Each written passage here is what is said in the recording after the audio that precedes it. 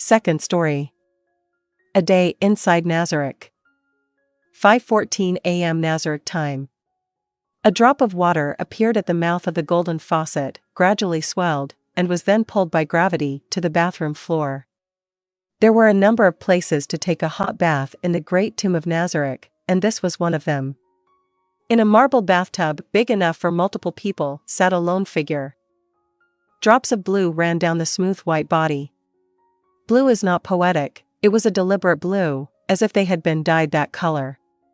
Once the blue liquid had lapped the white porcelain form, it disobeyed gravity to go over it once again, bottom to top, not flowing, like water, so much as crawling.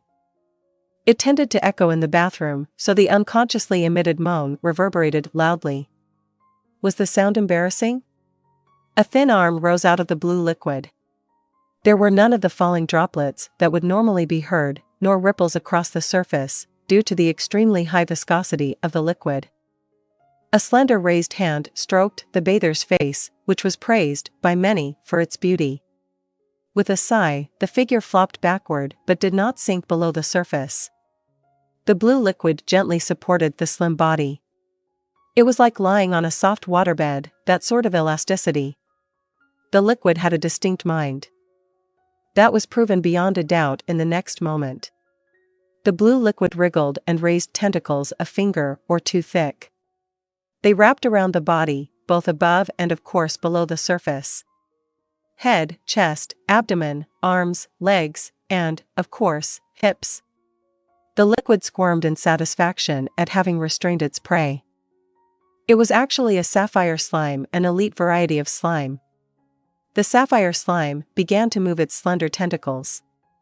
It slipped one of them inside a delicate area near the hips. Another moan. It was louder than the first, but this time there was no sign of any attempt to suppress it. All attention was focused on the sensation of the slime wriggling inside. A murmur echoed in the bathroom. It's so damn good. I can't even describe this feeling. Ainz soaked in his slime bath. He scooped some up and let it dribble over his head. The slime, which had been diligently cleaning the area of his master's pelvic bone around the obturator foramen, must have understood where he wanted to be cleaned next. Ainz felt it slither around his head. This is paradise. Just paradise. Ainz, the undead's body, was made entirely of bones. Since it didn't excrete any waste products, he didn't get oily or smelly, but that didn't mean he didn't need to bathe. Dust and dirt clung to him, and sometimes blood spattered onto him. He did get dirty. And as a Japanese person, he couldn't endure a life without bathing. I only took steam baths back in the other world, but just the idea of a real bath gets me excited. The practice of bathing must be deeply rooted in the hearts of Japanese people. Mimicking a relaxed exhalation, he submerged himself farther under the slime. With a slippery sensation, it made way for him. Despite the high viscosity of the liquid, it didn't feel strange to him. Taking a normal bath is such a pain. He looked down at the most troublesome part of his body, his ribs. Washing them one by one took an awfully long time. He had experience with this, and just the thought of it made him sigh, although he wasn't actually breathing. And that wasn't the only troublesome part. His spine was the same. The protuberances got stuck on his towel, so he couldn't just give them a quick wash. It took attention to detail. At first, he'd been washing himself with care.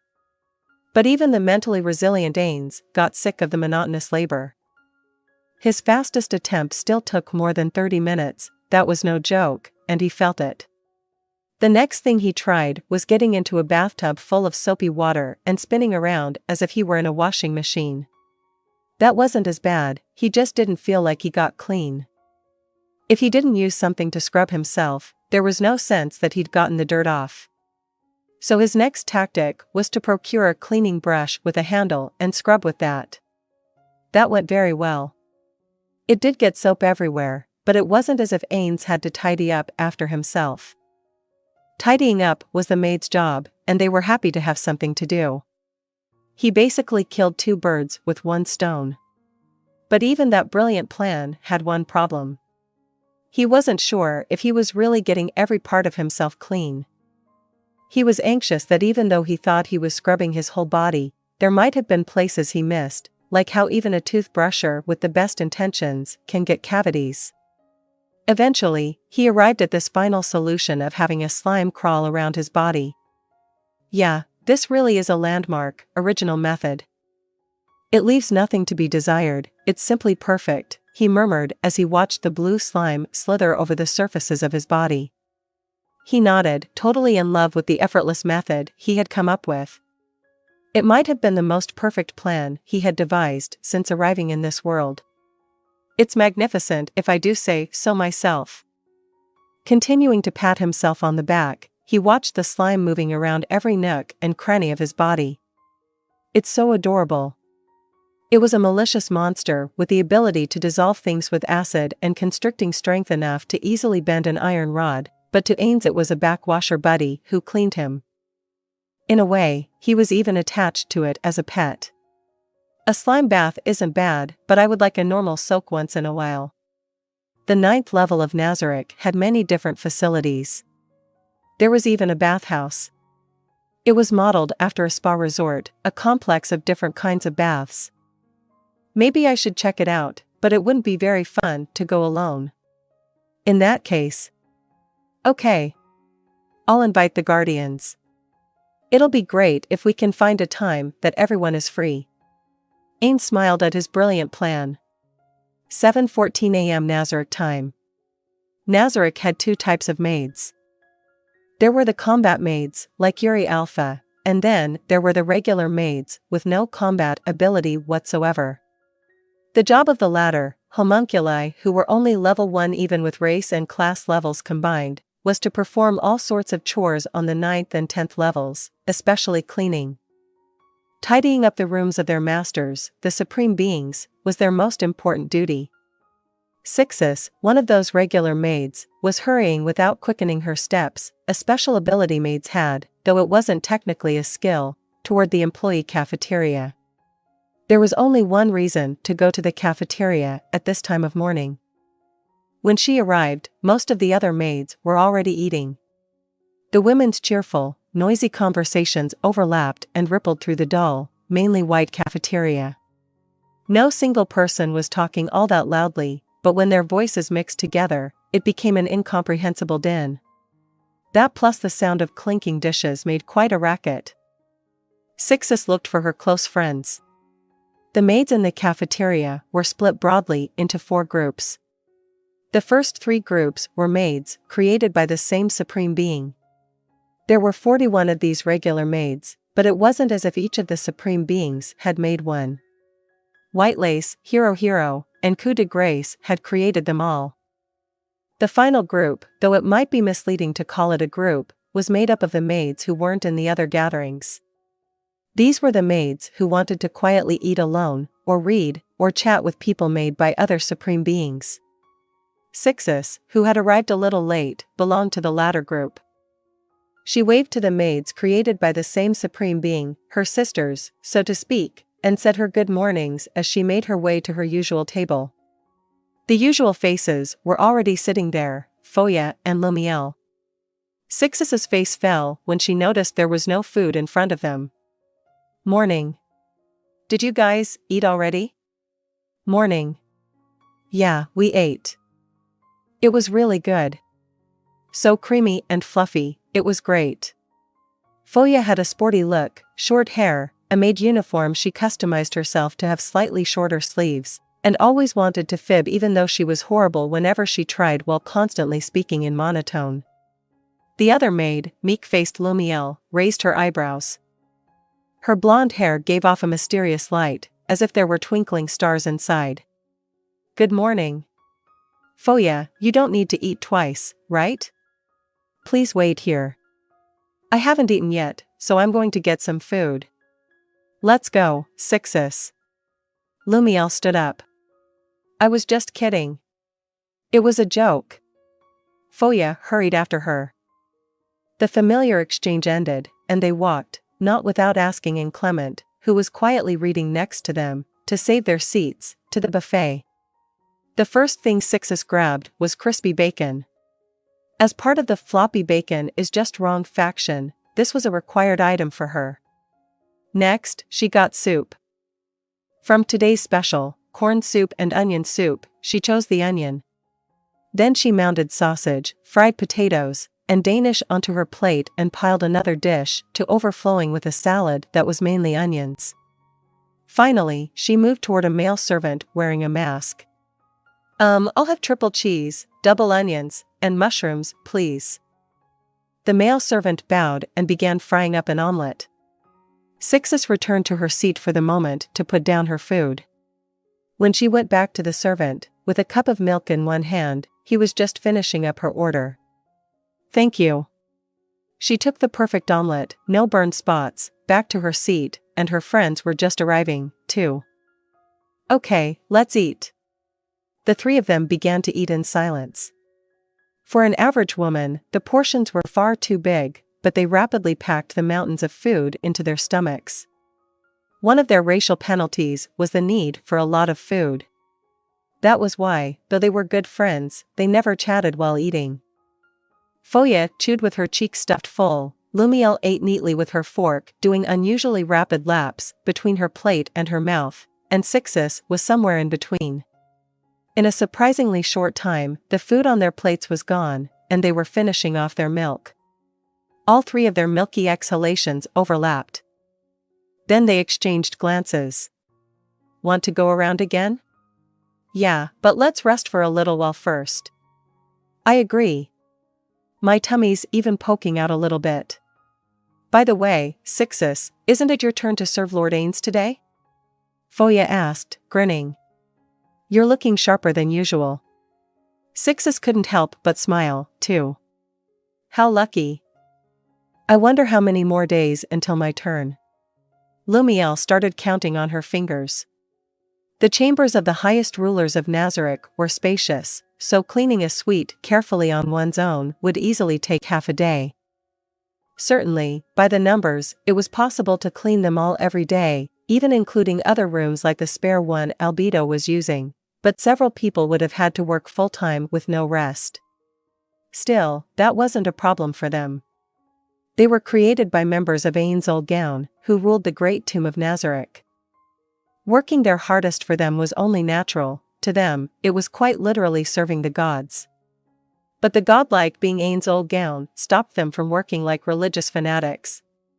He knew the pain of working for a tyrannical company, so he couldn't force that kind of lifestyle on what were basically his friends' daughters. He instructed them to clean and used rooms less frequently and also broke them up into teams in order to give time off.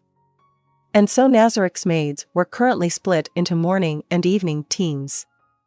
30 were in the former group and 10 in the latter.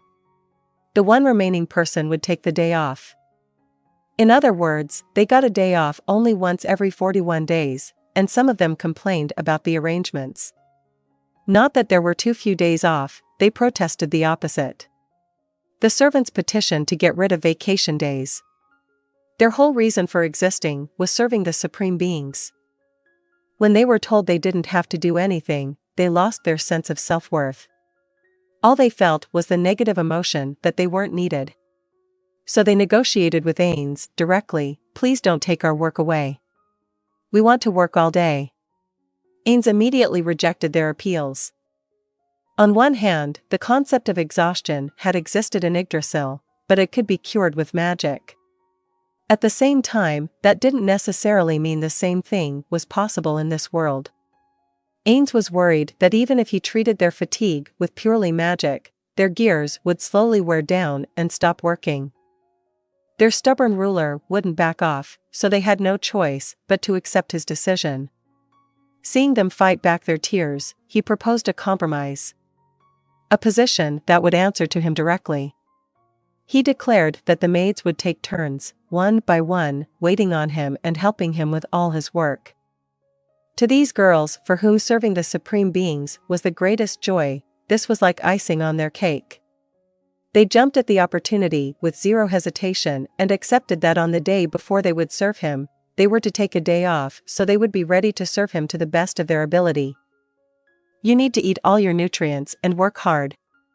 There's a good chance you'll have to work through a meal, you know. Of course. The one serving Ainz needs to send a lot of nutrients to their brain. It makes you crave sweets. All three of them nodded. Incidentally, maids carried supplemental meals high in sugar content on their person. When they were working for Ainz, they snacked on them whenever they found a spare moment, but if they were unlucky, or maybe, if they were lucky, they wouldn't have time. That was why it was so important to eat a big breakfast. Did you hear? Apparently, they're going to start cooking with ingredients from the outside world, and I heard they're having a tasting. Six's friends gasped at this news. That's only natural, she thought. No maids had positive feelings for the world outside Nazarick. Some of them looked down on it, but the majority simply thought it was scary. Many remembered the raiders from the outside who penetrated all the way to the 8th level, the one above them. Can all the maids participate? It must be only some, right? As Sixus was about to answer Foya's question, the atmosphere in the cafeteria suddenly changed. Something like a buzz of excitement went through the room. They followed the gazes of the other maids, just as the cheers went up. Shizu. It's Shizu. One of the combat maids, Shizu, had just entered the cafeteria. The regular maids admired the combat maids as if they were pop idols, and Shizu was the most popular one. Competition for seats near her was fierce. And the penguin. She was carrying a penguin under her arm, and a perplexed-looking male servant followed them. The assistant butler was struggling, but he was a level 1 birdman, he couldn't escape Shizu's tough grasp. As they watched, his frantic resistance devolved into powerlessness. Eventually, he gave up completely and went limp. He was like a live stuffed animal. Shizu. Over here, over here. Let's eat together. No, please come over here, Shizu. Leave the assistant butler somewhere over there. Just chuck him. Take that useless bird to the chef. Then he'll at least be able to contribute to Nazarick in some way. There was no helping the overt difference in reception between Shizu and the assistant butler. The birdman had a habit of spouting blasphemy about how he wanted to rule Nazarick, so no one much cared for him. Even if the supreme beings made him that way, it was too hard to put up with his behavior when he was always talking like that. Hearing everyone shouting for her, Shizu glanced around the cafeteria. Many maids were touched by the childlike way she either searched for someone or was contemplating where to sit. When Shizu is holding him, he looks kinda cute somehow. It's so weird. Maybe I'll make her a body pillow to hold instead. Mistress Albedo seems to know a lot about them. Maybe I can get her to teach me. Mistress Albedo is nice, so I bet she would. Why not try asking her? Shifting her gaze in response to the sound of a book snapping shut at the next table, Sixus caught Clement standing up to leave. It got noisy in here, so I'm going back.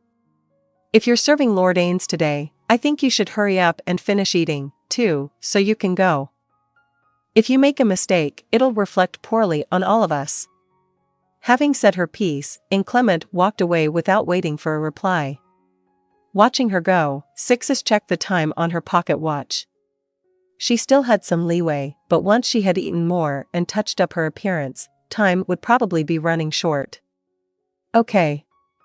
Let's go get seconds quickly while everyone is fighting over Shizu. Her friends agreed with her suggestion. Nice idea. The maids nearly jumped out of their skin at the voice that had come from immediately next to them. Lupus Regina. Sixus turned to the voice's owner, pressing both hands over her pounding chest. Just a moment ago, there had been no one, but in the brief time she'd been distracted by Shizu and looked away, Lupus Regina had appeared. She was sitting sideways on a chair with her legs crossed and even had her meal placed neatly on the table in front of her. Don't surprise us like that, Foya, with pathetic, pleading eyebrows, still clung to Lumiel. I thought my heart was going to pop out of my chest. Lumiel murmured in a daze. She didn't seem to have the wherewithal to be indifferent about Foya's embrace. The three of them reproved her, but their faces were smiling. Lupus Regina was the only combat maid who interacted with all of them on the level of friends, but her patterns of activity were erratic. Since she changed groups each day, being approached by her could be considered a sign of good luck. Hence, the jealous look Sixus and her friends were getting from other maids. It was worth experimenting in the village. Nice reactions, guys. Lupus Regina propped her head up on her hands and grinned like a cat from a storybook. It was a spiteful smile, but also strangely charming, which made it mysterious, and Sixus admired it for a little while. The other two seemed to feel much the same, but the first one to recover was Foya. The village? When she cocked her head, her short bob tickled Lumiel's face. With a look like she was holding back a sneeze, she shoved Foya away. Then she straightened up and faced Lupus Regina. Miss Lupus Regina, I did hear you're working outside. Yup, I'm workin' in a human village. A human village? Sounds difficult. Lumiel gave Lupus Regina a sympathetic look. Plus, I was ordered to do it by Lord Ainz himself, so it's worth it. To be honest, though, it's pretty boring. If they would get overrun in an attack, that would be more fun. Sixus didn't think twice about the remark. What became of the human village wasn't any of her concern, it could flourish or go to ruin, as long as it was useful to Nazarick. Lord Ainz says it has value, but I don't really know what it is. Knowing Lord Ainz, perhaps he took pity on the worthless humans. No, Lord Ainz is a gale force wind of death. He's probably just waiting for the right time to trample them. What are you saying? Lord Ainz is a crystallization of wisdom. It must be part of a bigger plan. Hold up, can't let that pass. Might is Lord Ainz's true forte. The four girls glared at one another, practically growling. Lord Ainz is a kind, beautiful person. Lord Ainz is death manifest in this world. Lord Ainz is an unparalleled genius. Looks like we all have different ideas of what Lord Ainz is like. In that case, a challenge, who can give him the most fitting nickname? For a moment, silence. Lupus Regina was smiling as usual, but she didn't seem to have any intention of being left in the dust when it came to divining Ainz's true nature. Still, that went for Sixus and her friends as well. Regular maids may have been weak level 1 beings, but they wouldn't back down when it came to respect and adoration of their master. You three can go first. Then, Lumiel was the first to speak. As I said before, I think we need to exalt Lord Ainz's beauty. So how about the ever-radiant Lord of most merciful love with the aesthetically glorious porcelain-white visage? Next was Foya. If we're going to exalt Lord Ainz, what needs to be emphasized is his great power. Given that he's an overlord, it has to be memento mori, right? Sixus went third. Lord Ainz was once the leader of the supreme beings, so he must have superior skills for running and maintaining an organization, so I say the resourceful king. All the nicknames fit their master, but they all still felt that their own choice fit him best. Sixus, then Foya and Lumiel all focused on the last person. Her turn having come around, Lupus Regina cleared her throat and said with a smug grin, "It's gotta be the absolute strongest in." "So that's where you were," a soft voice said. It was Shizu. Claire, the assistant butler, must have gone somewhere, because he wasn't under her arm anymore. Please don't go completely invisible all the time. Sorry. Guess it's just a habit now. And you started eating without me. Anger like a haze of heat showed through beneath Shizu's barely changing expression. Sixus realized it could be risky to stick around any longer. I have to get going to Lord Ainz. Then I'll head out, too. I'll walk with you part way. Sixus and her friends quietly stood, pretending not to notice Lupus Regina's glances pleading for help. In the end, Sixus missed out on seconds. She had many regrets about that, but she had to compose herself. Clearing her mind of the precarious atmosphere behind her, she slapped her cheeks to steel herself. Her face was that of a brave warrior heading to battle, but she walked forward with light steps. 9:20 a.m. Nazarick time. the 6th level of the Great Tomb of Nazarick. This zone, boasting the largest area of any in the Great Tomb, was protected by not the typical undead but monsters that wouldn't usually spawn there, like Aura's magical beasts. Most of it was covered in thickly growing forest, making sea of trees an apt description. But the enthusiastic members of the once extant guild Ainz Ooal Gown weren't satisfied with simply painting the place green. There was an arena, a giant tree, ruins of a settlement that had been swallowed up by the forest, a lake, a poisonous den, gnarled trees, mangroves, a bottomless swamp, and more. It was designed with diversity. Recently, they had even built a small village to welcome new residents. In the center of this sea of trees with its many highlights was a big, although not as big as the underground lake zone on level 4, body of water, and it was surrounded by grass, not trees. The meadow and the lake were only a tiny part of the 6th level, but it was big enough for the girls to do what they came for. One of the girls was a guardian of the level, Aura. She looked impressive on the back of her giant jet black wolf and seemed right at home. But of course she did. Although she had extraordinary physical ability and could easily run to patrol the vast grounds, she preferred riding her magical beasts. There were 2 other girls. One was captain of the Guardians' Albedo. Instead of her usual white dress, she was wearing her black full-plate armor, but she had no weapon or shield. The other was Shaltir. Nothing about her was different from usual. There was a strange look in her eyes, like she was highly engaged or having fun. Okay, here I go. Come to me, Mount. Albedo used the skill, Summon Mount. A magical beast the same color as her armor wavered into sight where there had been nothing. The beast had a white mane and tail and resembled a horse. He wore equestrian full-plate armor and was fitted with a saddle and reins. His body was slightly smaller than a horse's, but he had a much more powerful air about him. The most obvious difference was his head, which had 2 horns jutting out to the front. The first one to react to the mount that appeared was Aura, who had the most detailed magical beast knowledge of anyone present. Wow! He's different from a normal bicorn. Those horns are magnificent, and his body's really toned. Albedo emitted a proud laugh. That's right.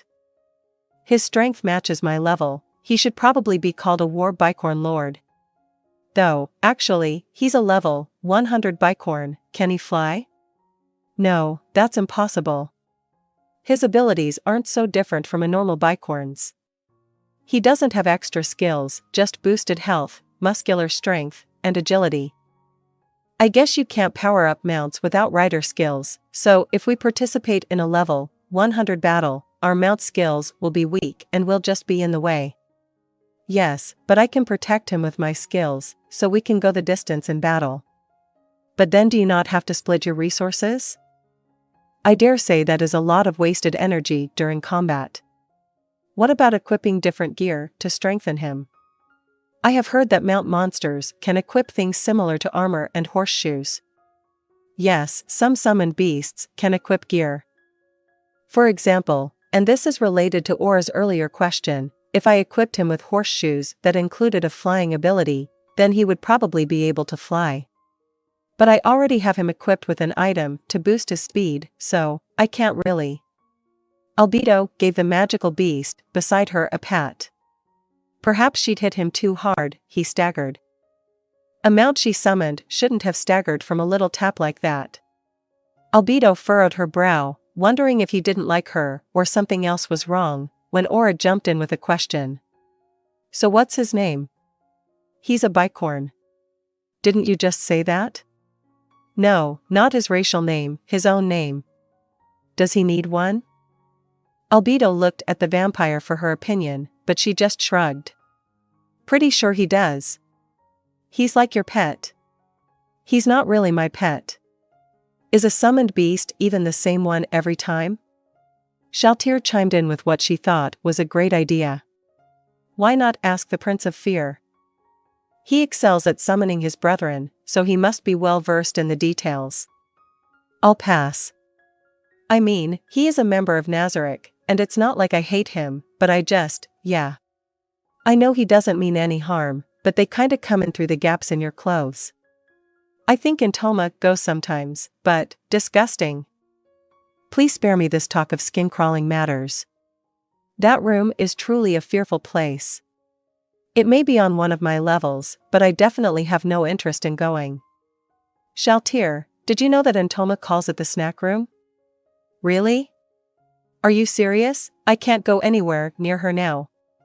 Albedo agreed. Who would want to go near someone who declared those things snacks? The atmosphere had gotten a little strange when Aura, perhaps to change the subject, raised her voice slightly. So getting back to what we were talking about, you're not going to give him a name? Well, if you think I should, then maybe I will. Albedo mumbled to herself as she became absorbed in thought. If she was going to go to the trouble of giving him a name, she wanted to make sure it wasn't an embarrassing one. Among the words and letters that came to mind, a song echoed through her head in a flash of inspiration. What are you mumbling about? Sorry, Albedo answered as if waking from a dream. If Ainz will allow it, I'll give him a name that is dear to me, Top of the World. That's a nice name. Is that a reference to Lord Ainz? Albedo didn't feel like answering, so she just smiled. Shaltir's eyebrows tilted to a dangerous angle. They were always like this. The atmosphere turned volatile, and Aura intervened. Well, that's fine. You summoned the bicorn, so how about we move on to the next experiment? Sure, okay. Shaltir scowled upon being ignored as Albedo turned back to face her bicorn and stepped into a stirrup. She mounted him with movements so nimble it was hard to believe she was wearing armor. The moment she let her weight rest in the saddle, she felt the bicorn tremble. What's wrong? Albedo shouted in a panic. She had no idea why her level 100 bicorn would be stumbling like that. She remembered how he had reacted when she had patted him moments ago. Had something been wrong since then? Then what caused it? Aura. Shaltir. Something's wrong with my bicorn. Can you come take a look? By that time, the bicorn had started staggering as if he couldn't stay upright any longer, so the other two could see clearly that something wasn't right. For now, hurry up and get off him, Albedo. Okay. The thought finally occurred to Albedo when Aura suggested it, and she dismounted. The unstable bicorn collapsed on the spot. He was breathing hard and covered in sweat. Albedo, did you gain weight? Shaltir wasn't asking entirely out of malice. That is, there wasn't really any other way to interpret what she had just seen. How rude. I'm within a suitable weight range, taking into account extra muscle. Is he weak because you don't ride him regularly? Mine I keep loose and have them patrol the 6th level pretty frequently. He shouldn't. I thought a mount was just like any summoned monsters. So why would he be weak? Should I try to ride him? Unfortunately, you can't. This is my mount. No one else can ride him. If you try to force your way onto him, he'll be sent back. Then maybe we should ask him. Hey, bicorn, what happened? Aura asked. She didn't have a special ability to talk to horses. Bicorns were fairly intelligent magical beasts, so she was probably banking on that. But the bicorn couldn't talk, he only neighed. If he can't talk, I bet he can't write either, the bicorn neighed as if confirming her hunch. The 3 girls looked at one another. Aura, can't you do some amazing thing with your power? No. What's some amazing thing anyhow? You interviewed us all a while back, so you know the full extent of my powers. Did the head guardian forget something so simple? How do you usually communicate with Fenrir? Just like normal. Do this, do that. With words, then? So if you made a concerted effort, perhaps you could do the same with this bicorn? Just because I can communicate with the beasts I control doesn't mean I can communicate with all of them. Actually, I've already tried. Like, the lizard men have that Rororo, right?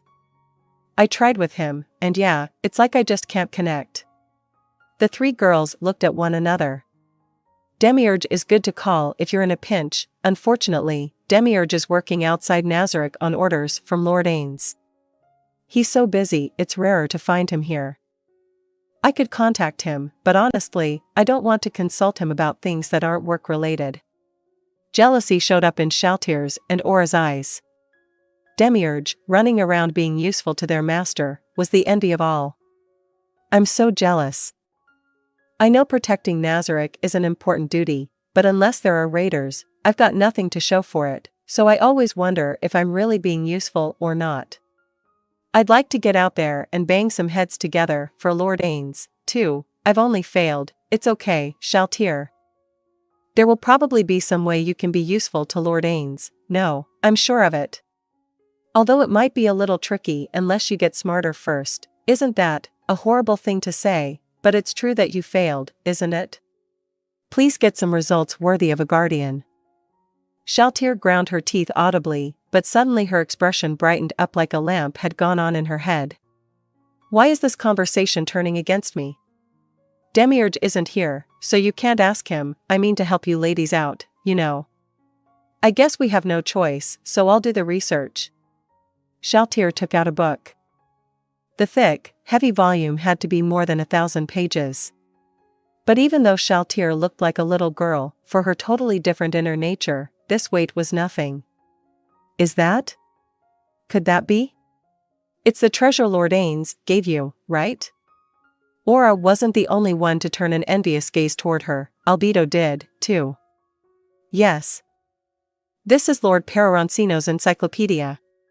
Lord Ainz gave it to me as a reward for following his orders. It was an award for fighting bravely, a consolation prize, and recognition for her services all rolled into one, but for Shaltyr, it was the best reward, and she grinned triumphantly. Of course she did. An item that belonged to one's creator was more precious than any other reward. An encyclopedia was given to each and every player right after they started the game. It was a one-of-a-kind item that couldn't be stolen or lost unless its owner destroyed it on purpose. Yggdrasil was a game about enjoying the unknown, and this item could be said to be the embodiment of the developer's desire that players get to know the unknown. The encyclopedia recorded an image of each monster the player met. It didn't, however, reveal the monster's stats. Only the image and its name were included and the content of the myth, if the monster appeared in one. Players who wanted to get the most out of this book item had to write their own notes in it, like what kind of moves the monsters had and what their weak points were. The encyclopedia Shaltyr now held had belonged to Peroncino and contained his notes. Ainz remembered Peroncino had left it in the treasury when he quit the game, so he gave it to Shaltyr.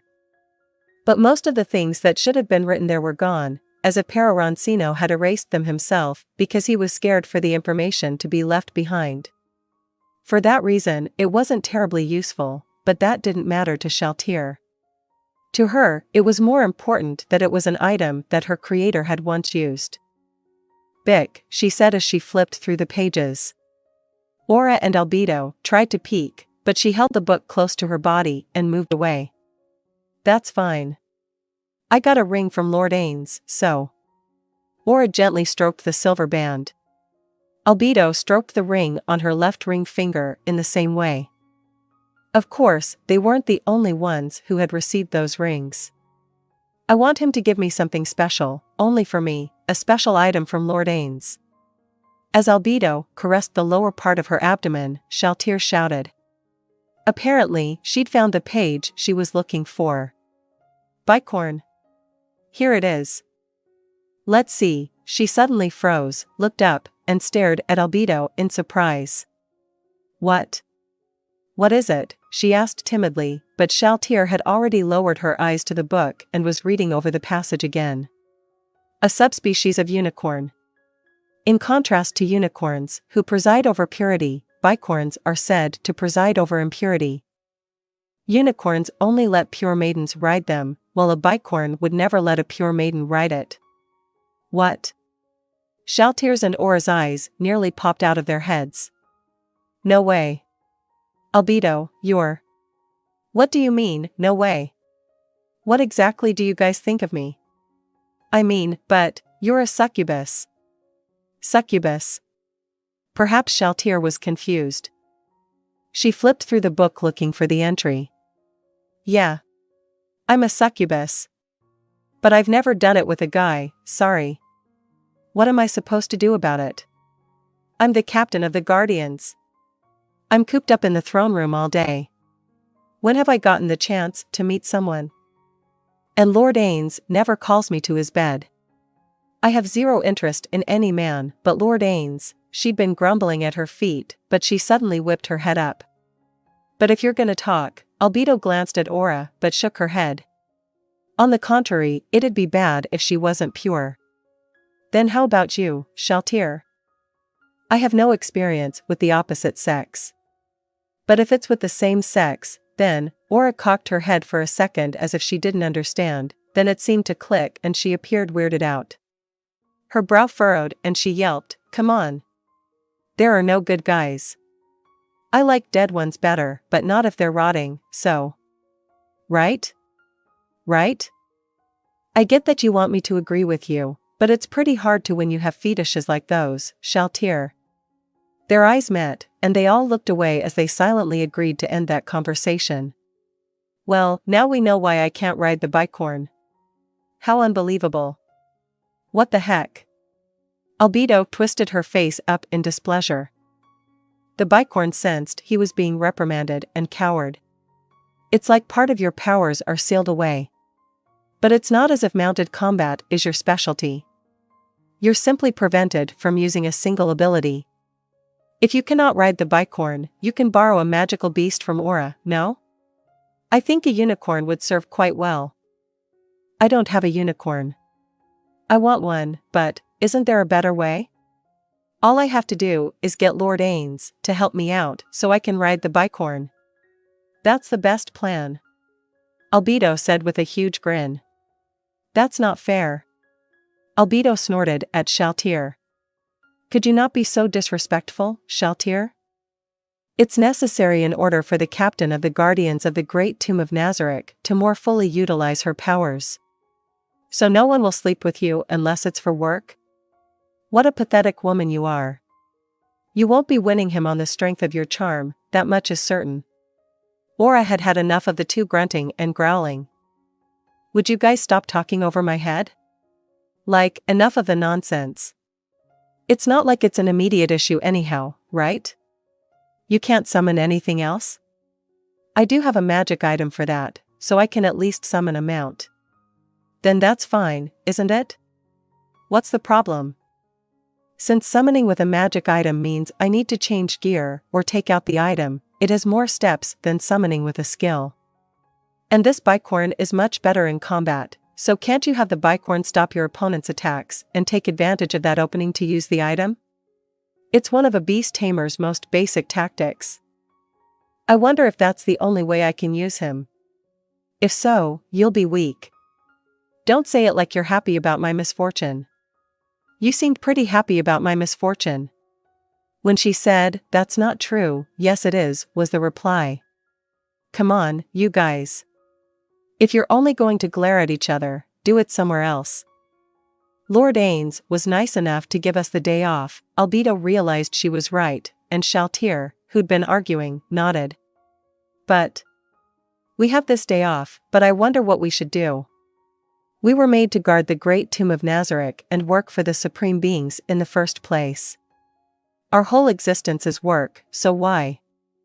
Even so, if Lord Ainz tells us to rest, then rest we must.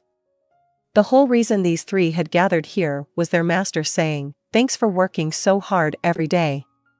How about you girl guardians get together and hang out? We already met up and hung out, so want to split up? Can this even be called hanging out? I wonder. I'm still not sure, or more like rather unsure, what hanging out means. By the way, what are you ladies usually up to? I'm patrolling the first, second, and third levels. Other than that, collecting the opinions of the domain guardians, checking on the overall security of my levels. If I have extra time, I take a bath, make sure I'm dressed well, so you actually work sometimes. What do you mean, actually? baths, what about you, Aura? While Mare is in the arena, I patrol the forest. We have new guys now, too, you know. Other than that, I go home and sleep. Guess that's about it. That's it. Aura and Shaltir looked confused. Yeah, that's what we should do. By new guys, you mean the residents of the new village on this level, right? I've never been there. Let's go. You've never been? You visited before, right, Shaltir? I have. Really? Albedo looked a bit puzzled and Aura explained. The other guardians have, too. Kokyudo's came first, 'cause he's involved with the lizard men. Then Demiurge came by to see how things were going. The others drop by sometimes. Then do you want to go? It's not that far from here. 9:38 a.m. Nazarick time. The newly built village on the 6th level, consisting of only 10 log cabins, was smaller than a hamlet. To the right of it were fields, and to the left of it were orchards that were several times larger than the fields. Naturally, it was surrounded by densely growing forest. Looking from above, it might have seemed like a wide open space, a green hole, perhaps. When felling trees and removing the stumps, it was usually hard to avoid making the ground uneven, but inside the village it was bizarrely neat and level. That was thanks to Mare's magic. Many figures were toiling away in the orchards. The first ones they noticed were members of a race who looked like human women except their skin was the color and texture of bark. Next to them were creatures who looked exactly like trees that had started to move. The former were dryads, and the latter were monsters called trents. The trents were assisting the dryads by using their tree trunk, like arms to lift them up to the tops of the fruit trees. There are also 10 lizard men living here. Sometimes they go up north to hang out at the lake near where we just were. It's not like they live in the water, so it's kinda weird. The village is much larger than it was last time I came. It seems like there are many more residents, as well. Yeah, after we conquered the Tove woodlands, we discovered a few races who are okay with living in Nazarick. The criteria for inviting a race here is that they have to be grotesques, fine without food, and of a mild temperament, right? Yeah, that's what Lord Ainz told us. Although, technically, fine without food is immediately self-sufficient, both dryads and trents take nutrients from the soil, so they don't need any food in particular, although I guess they're in trouble if the nutrients in the soil run out or it doesn't rain enough. Does Mare make it rain? Or is it a magic item? That's mainly Mare's job. He's also in charge of replenishing the nutrients in the soil. There's a spell for making the earth more fertile, so when he casts that, it completely recovers. The dryads and trents said it was so yummy they'd get fat, but, well, obviously I don't know how it tastes. As Shaltir and Aura were chatting, Albedo slowly looked out over the village with a level-headed gaze, as if she were observing experimental subjects. Then the first hint of emotion appeared in her eyes. That's the sous chef over there in the field, isn't it? I wonder what he's doing. The others followed her line of sight and saw hidden behind tall stalks bearing red fruit, in one corner of a field surrounded by a simple fence, a monster that looked sort of like a mushroom moving around. If they squinted, they could see that he was wearing work clothes while picking fruit. It's what it looks like. Sometimes he comes to get produce. He's also growing a bunch of things. Should we go say hi? Albedo and Shaltir exchanged glances. Upon confirming that neither of them felt like rejecting the idea, they headed over to see their friend. They figured it was fine as long as they wouldn't be in his way. You're working up a sweat as usual. At the sound of Aura's cheerful voice, the sous chef looked up and saw the three of them. Not that my body actually sweats, but, he stood with an oof and stretched his back. It made sense, since he'd been sitting in the field working, but as he didn't have anything that could be called a back, he didn't have a waist either. It was impossible to know if his back was actually stiff or if he was just doing it for a change of pace. Then the sous chef rotated his neck like a stiff-shouldered human would. His head was shaped like a mushroom cap, and it looked like it had reddish-purple droplets of some kind of liquid about ready to roll off it, but actually they had a bizarre elasticity like dried glue and wouldn't dribble or spatter. "Hey, is that a tomato?" When Albedo took an interest in the red fruit in the sous chef's hand, he held it up to the level of his eyes and marveled at it. "Yes, indeed. A tomato of the variety you all know. It's neither the type that gathers the sun's energy and explodes, nor the type that attacks you, nor the type that glimmers golden when you cut it open. It's a normal tomato. In other words, it's a not very rare regular tomato for eating, right?" "Yes. I don't have the skill to grow vegetables with special effects." "Does your interest indicate that you would like to eat dishes made with tomatoes?" "Unfortunately, I can only make drinks. No, I was just curious. Maybe Shaltir would like to eat tomatoes." "Why does everyone think vampires drink tomato juice? Undead don't get any buffs from eating food. There are lots of people in Nazarick who don't eat food. The majority of the NPCs made eating and drinking unnecessary with an item." "Yeah, because if they did it would increase Nazarick's maintenance costs. Big eaters like your magical beasts are a burden." So are we in trouble if I don't go out and make some money?" "No, you don't have to go that far. Lord Ainz and the other supreme beings calculated out a precise balance of expenditure and revenue when they built the tomb, so that's why he gave the order to only accept races that are self-sufficient. They won't disrupt the balance even if their numbers increase." "Yeah. You didn't know that?" Albedo looked at each of the others in turn. "That's no good. It's pretty bad if you guys don't even know about the place you're guarding. Make some time in your schedules. I'll explain everything." She sighed and looked out at the fields since they happened to be there. Then she found the leaves of a plant she recognized. "Are those carrots, magic carrots?" "No, those are something else." "But, Captain, haven't you heard?" "About what?" "I guess we haven't told you yet." "Okay, Mistress Aura, what shall we do?" "Do you want to call them?" "I taught you how, right?" "I did file a report," Aura grinned. Then she took a deep breath and shouted, "Long live Ainz Ooal Gown." The row of the leaves reacted abruptly and began to move. They wiggled vigorously back and forth, pushing the soil aside, and the part that would have been the root underground, if they were carrots, popped out onto the surface. They looked almost like ginseng, but there was definitely something different about them. They had distinct feet and were clearly moving according to will, not reflex. At the top of the root near the stalk were depressions that seemed to be their eyes and mouth. Shaltir's eyes widened, and she said the monster's name. "Are those mandrakes?" "I thought we didn't have any of those. That's what those are." I knew about them from the report, but I had never seen one before. The mandrakes chanted, "Long live Ainz Ooal Gown.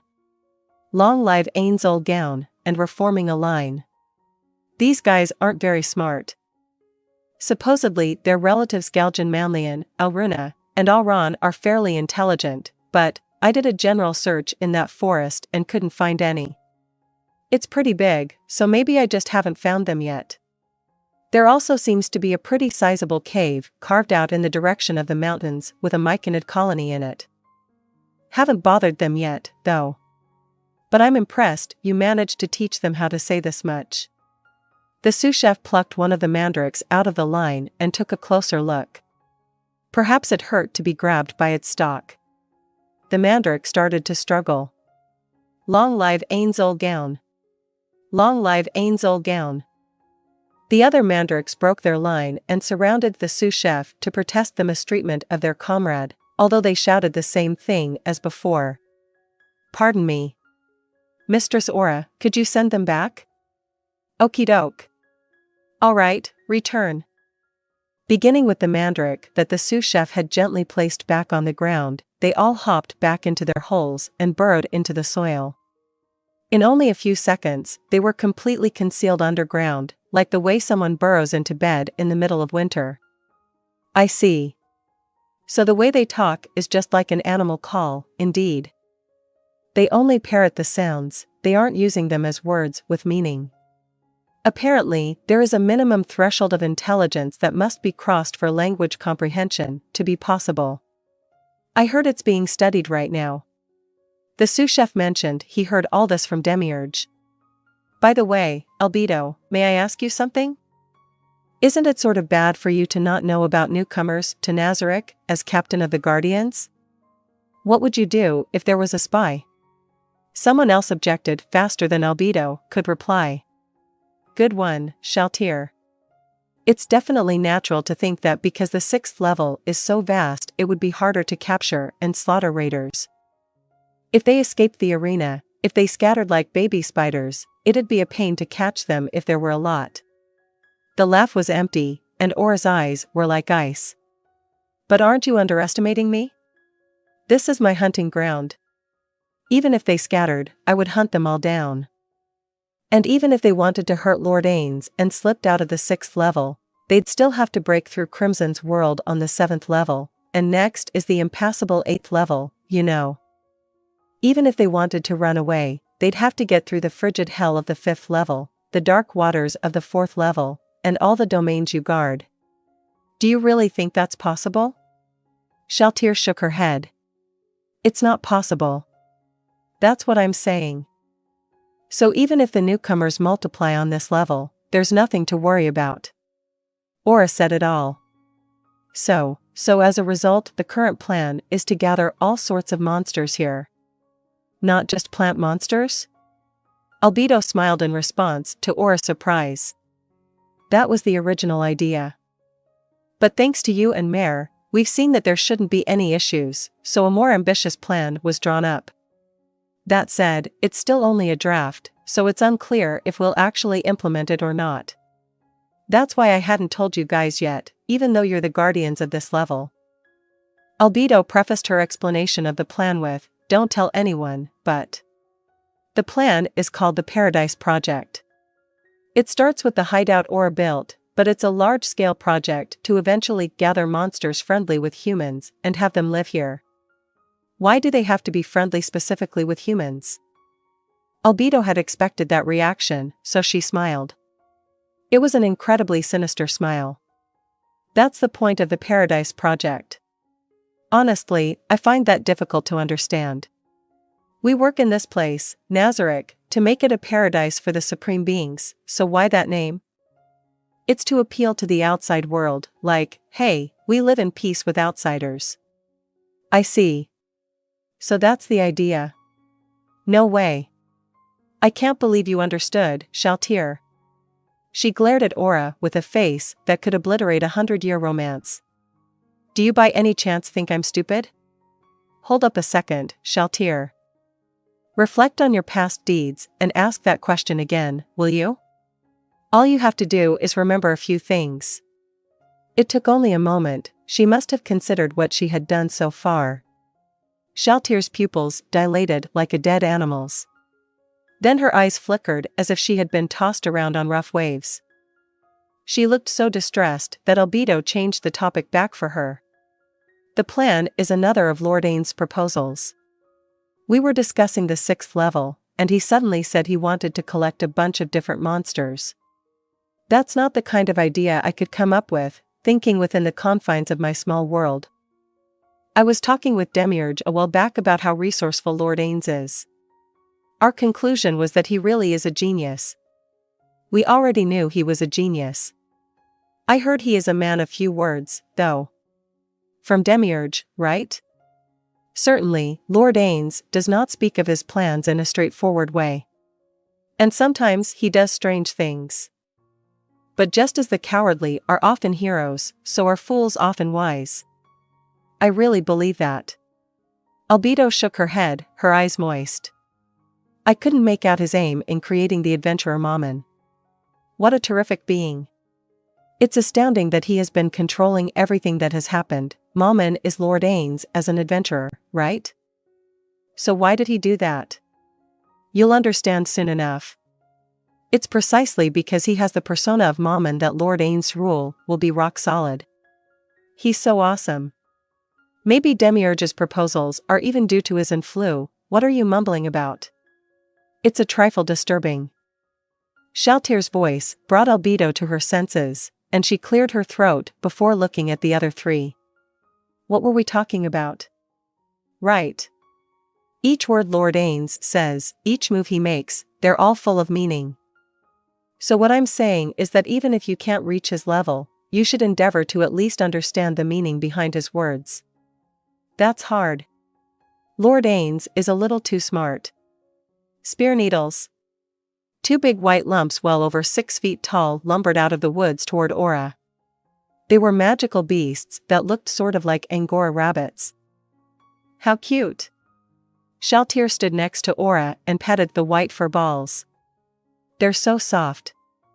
I want one of these. Yeah, it feels good, right? But this fur gets sharp like needles when they encounter an enemy. Spear needles were level 67 monsters. When they engaged in combat, they became balls of extremely fine needles.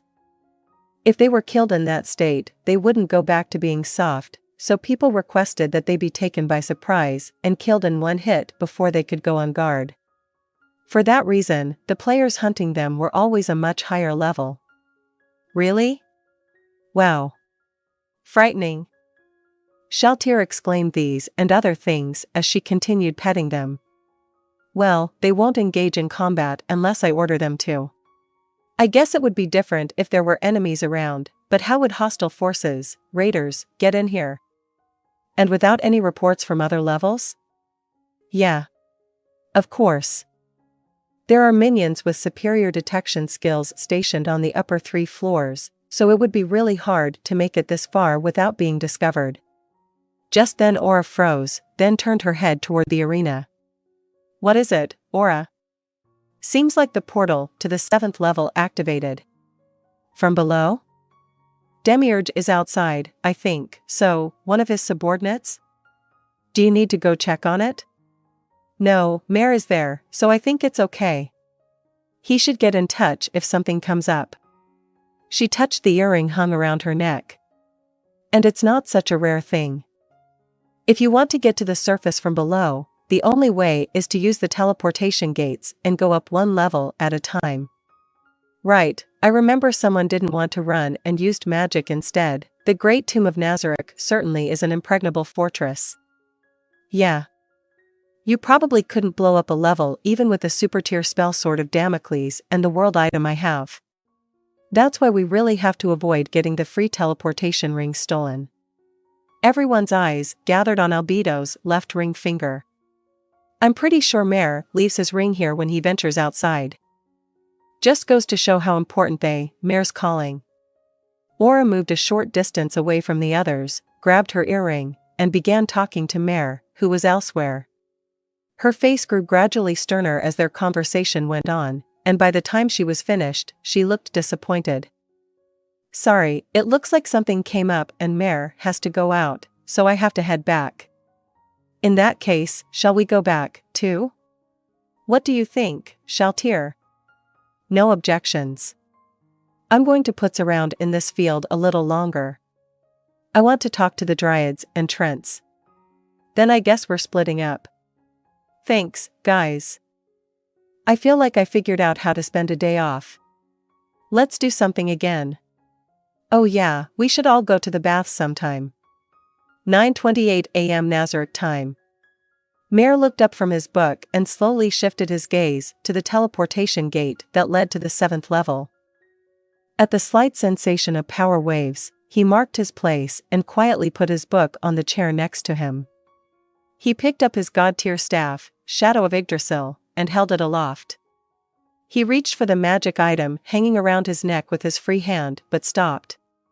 He didn't need to contact his sister. He hadn't received any reports of intruders, so the person coming in had to be one of his colleagues. He scampered away to the gate. His sister liked to jump from the arena seating, but Mare didn't. In the first place, there were stairs, so wouldn't using them to get down show the most loyalty to the supreme beings? They must have created the stairs for a reason. But I can't say that to Aura. She'd look at me with her scary eyes. Mare had decided that he, at least, wouldn't let the supreme being's intentions be in vain, so he took the stairs. Then he raced into the waiting room to find someone standing before the giant oval mirror, sparkling in the colors of the rainbow. Sorry to keep you waiting, if it isn't Floor Guardian Mare. I am ever so delighted that you've come to meet me. The clown, dressed all in white with a raven beak mask, made a little bow, and Mare bowed back in the same way. Hello, Pulcinella. What can I do for you today? Perhaps you've heard, but I am currently working for Master Demiurge. I've come today as his messenger. Please take this. The clown held out a folder. If Demiurge is giving it to me, it must be a circular? Indeed. I'm so lucky you came, Master Mare. If it was Mistress Aura, I would have had to have her call you. Really? The circular system was devised by the ruler of the great tomb of Nazarick, Ainz Ooal Gown, himself. All it entailed was writing a non-urgent message on a piece of paper and passing it around to each guardian, but they hadn't had anything like it before, which was why Mare, intrigued and moved, fixed his eyes on it so intently when he took it. So this is... wait. Why can't you give it to Aura? Both Aura and Mare were floor guardians, so there shouldn't have been any reason not to. She could be surprisingly methodical, so it wasn't as if she would have thrown the message away. That I don't know, either. Master Demiurge ordered me to hand it directly to you and not to Mistress Aura. I see. I wonder, he didn't say enough to specify the question on his mind, but Pulcinella understood what he meant. No, I don't know. Perhaps the answer or reason is contained within that folder. I see. By the way, what is Demiurge doing now? Crossbreeding experiments. Crossbreeding is possible between humanoid races, but impossible between humanoid and subhuman races. How sad. Just because two lovers are of slightly different races, their love cannot bear fruit. Demiurge is endeavoring to rescue them from those unfortunate circumstances, to create the possibility between humanoids and subhumans. He practically sang in a sonorous voice, spreading his arms wide and looking to the heavens. Mare blinked in surprise at the sudden change in mood. Do excuse me. Master Demiurge's kindness as he tries to bring smiles to people's faces excites me so. Please forgive my rudeness. Sure. It's all right. Yeah. He told me the demons, are sacrificing themselves to avoid ill will between the races. What an impressive spirit of self-sacrifice. I can't even see for the tears. Pulcinella wiped his mask where his eyes were. Of course, he wasn't crying, and not only that, he was talking in his normal cheerful voice and didn't seem the least bit sad. How could people be upset at them? I don't understand it, either. Why would they hate kind Master Demiurge? But he told me himself. Listen to this. Master Demiurge is so kind. The other day he said it was a pity the livestock were starving, so he had them swap their little ones, roasted them whole, and served them up. A cruel person would serve them without swapping them first, right? Is that so? Yes, it is. Then, in order that the parents might bid their children farewell, he called them to the opposite table. I don't believe there is anyone, outside of the supreme beings, kind enough to provide an opportunity to part with one's family with a smile, besides Master Demiurge. Mare responded to Pulcinella's entranced remarks with a half-hearted sigh. He didn't really care what happened to anyone who wasn't from Nazarick. 2 or 3 seconds later, he felt nothing about the livestock Demiurge was keeping. And when you're starving, even if your brain wants it, you can't stomach food, so he thought ahead far enough to warn them and make them eat well. He is truly so kind. Mare had the feeling this story would never end, so he quickly interrupted. What happened to Crimson? I would have thought he'd be the one to make deliveries. Where is he? What is he doing? He? Or she? He probably doesn't have a sex, but when I saw him the other day, he was lurking near the teleportation gate on the 7th level while Master Demiurge is gone. I see. Mare pictured Crimson. Crimson, the huge domain guardian who waited submersed in flowing lava and pulled in unsuspecting opponents to fight in an environment that gave him the advantage. He was level 90, but since his specs were optimized for fighting, he was one of the strongest in Nazarick in terms of pure combat power. To the point where he could even match up against some of the floor guardians. For that reason, he was an appropriate choice to guard the 7th level while Demiurge was away. It seems I've stayed chatting too long. I've given you the circular, so I need to head off to bring smiles to many faces. Thank you. Pulcinella responded gently to Mare's bow. No need to thank me, Master Mare. Seeing your smile is most satisfying of all. The clown comically shrugged. All right. Until we meet again, he said with a wave and disappeared into the gate to the 7th level. After seeing him off, Mare opened the folder. With mixed feelings about not being able to show his sister superiority but also guilt and immorality, he scanned the document from top to bottom and blinked a few times when he reached the end. This is less like a notice and more like a message to the guardians from Lord Ainz. It was addressed to all the male guardians and included gratitude and praise for their continued labor. The gist of the message was an invitation: why don't we all go recharge in the baths? The participants' names were listed from the top as Ainz, Demiurge, Mare, Kokyutos, and out of the going and not going options, going was circled for the first two. Normally Seabass's name would be here, too, but he was currently out in a human city gathering intelligence with Solution. Let's see, what day? The date wasn't set yet, and the document said it would be decided based on what worked for all the participants, so there was no reason for him to hesitate circling going. The message said it was fine to decline, but Mare definitely couldn't turn down an invitation from his kind, generous master. Who in Nazarick could? He took the pencil from the folder and circled the going next to his name. He smiled at the going circle, but then his mood suddenly darkened. But how will I give this to Kokyutos? Mare could detect their master's wish that this remain a secret among the men from the way he mentioned multiple times that it wasn't necessary to inform any of the women, so it was probably best to take it himself. It would be bad to keep it a secret from Aura, yeah. I mean, I have to get her to guard the level by herself while I'm, what's that called again? Receiving affection? Regardless of what happened when they were leaving on orders, if they were going to visit another guardian, the Dark Elf siblings always told each other where they were headed.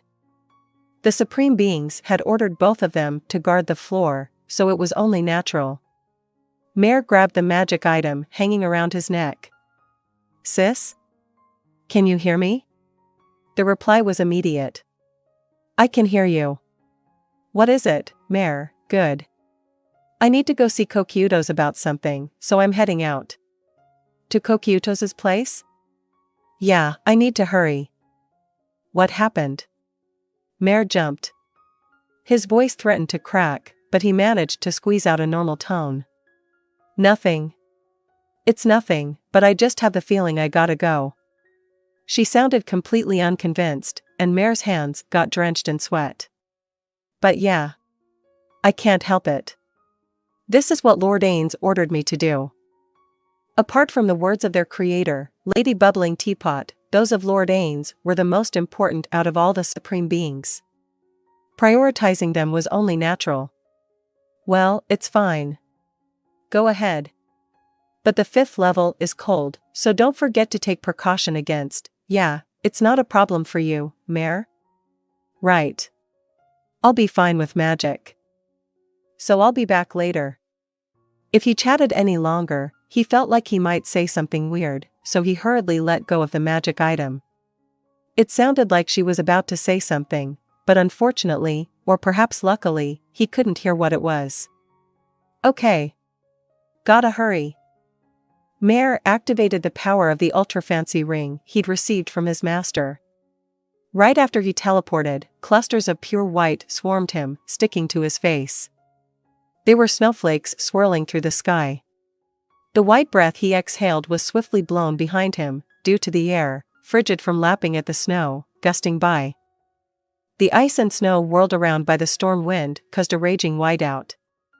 The accumulating snow covered up his tracks. The weather was meant to waylay invaders, but during peaceful times, it often wasn't this fierce. Usually a light dusting of snowflakes fell from the dark clouds. Even if it was a gloomy world, one's view wasn't obstructed. Mare darted his eyes around. He'd used his ring of Ainz Ooal Gown to teleport, so he had to be in the vicinity of his destination. Finding his way, Mare proceeded with nimble movements. He didn't leave footsteps on the snow. He didn't sink, it was almost as if he were walking on solid land. The deserted white world was so quiet he could hear the sound of the scattering, falling snowflakes. Of course, with his continuously active supersensory magic, he knew he wasn't alone. It was only because the ones lurking out of sight knew that he was the guardian of the 6th level that they didn't show themselves. Mare reached his destination in that silence. Before him was an enormous white ball, the shape of an upside-down hornet nest. Surrounding it were 6 giant crystals with their sharp points thrusting toward the sky. Inside them, human-like figures were visible.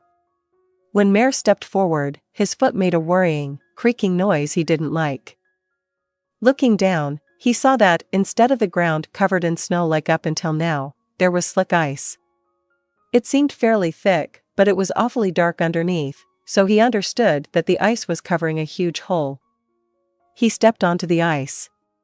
He strode forward unhesitatingly, as if he couldn't even imagine it breaking. With scary creaking and squeaking noises, he crossed the ice with no problems and arrived at the white sphere. "Kokyutos. Are you here?" He wasn't calling to the gigantic white ball, but to the immense crystals. In response, monsters that resembled human women came out. There were the same number of women as crystals, and they were dressed completely in white. Their skin was deathly pale, and their long hair was black. These frost virgins, level 82 ice monsters, were basically Kokyutos' personal guards for his residence, Snowball Earth. "Welcome, Master Mare. Is Kokyutos here?"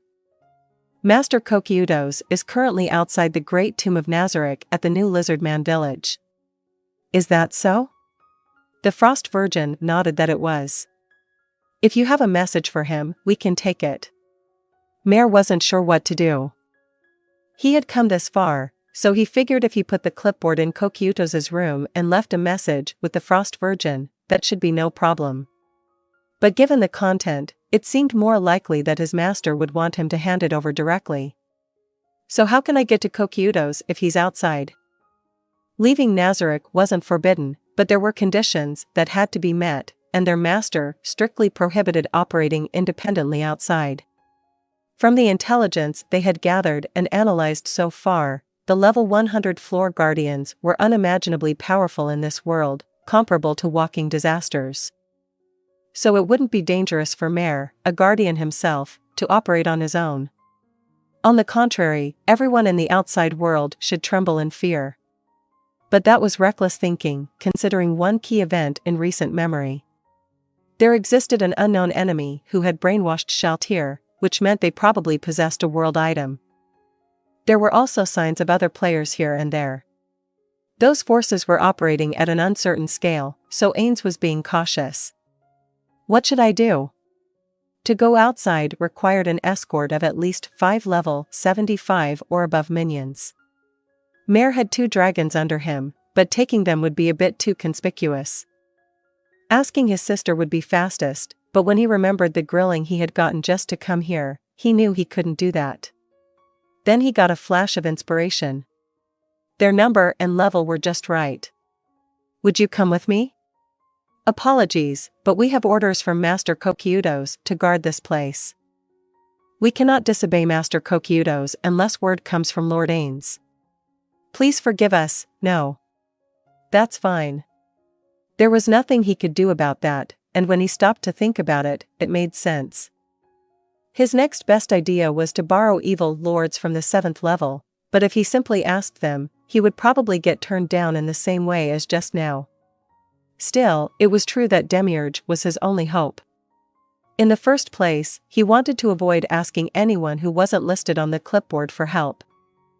Secondly, most of the minions in the Great Tomb of Nazarick over level 80 worked directly under one of the floor guardians. There were very few free agents. Under those two circumstances, if he wanted to borrow evil lords, the first thing he needed to do was get in touch with Demiurge. But how can I contact him?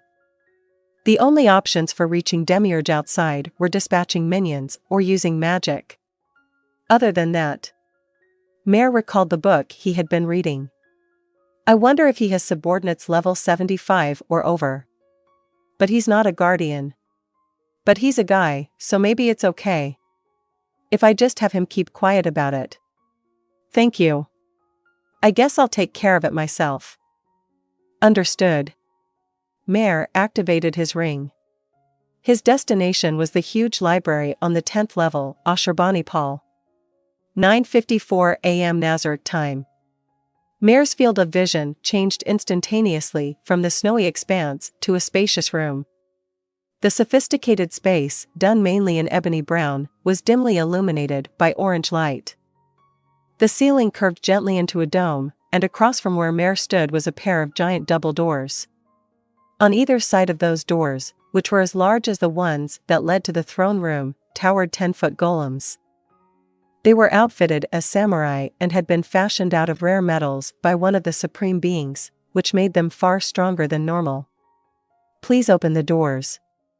In response, both golems put a hand on a door and slowly pushed.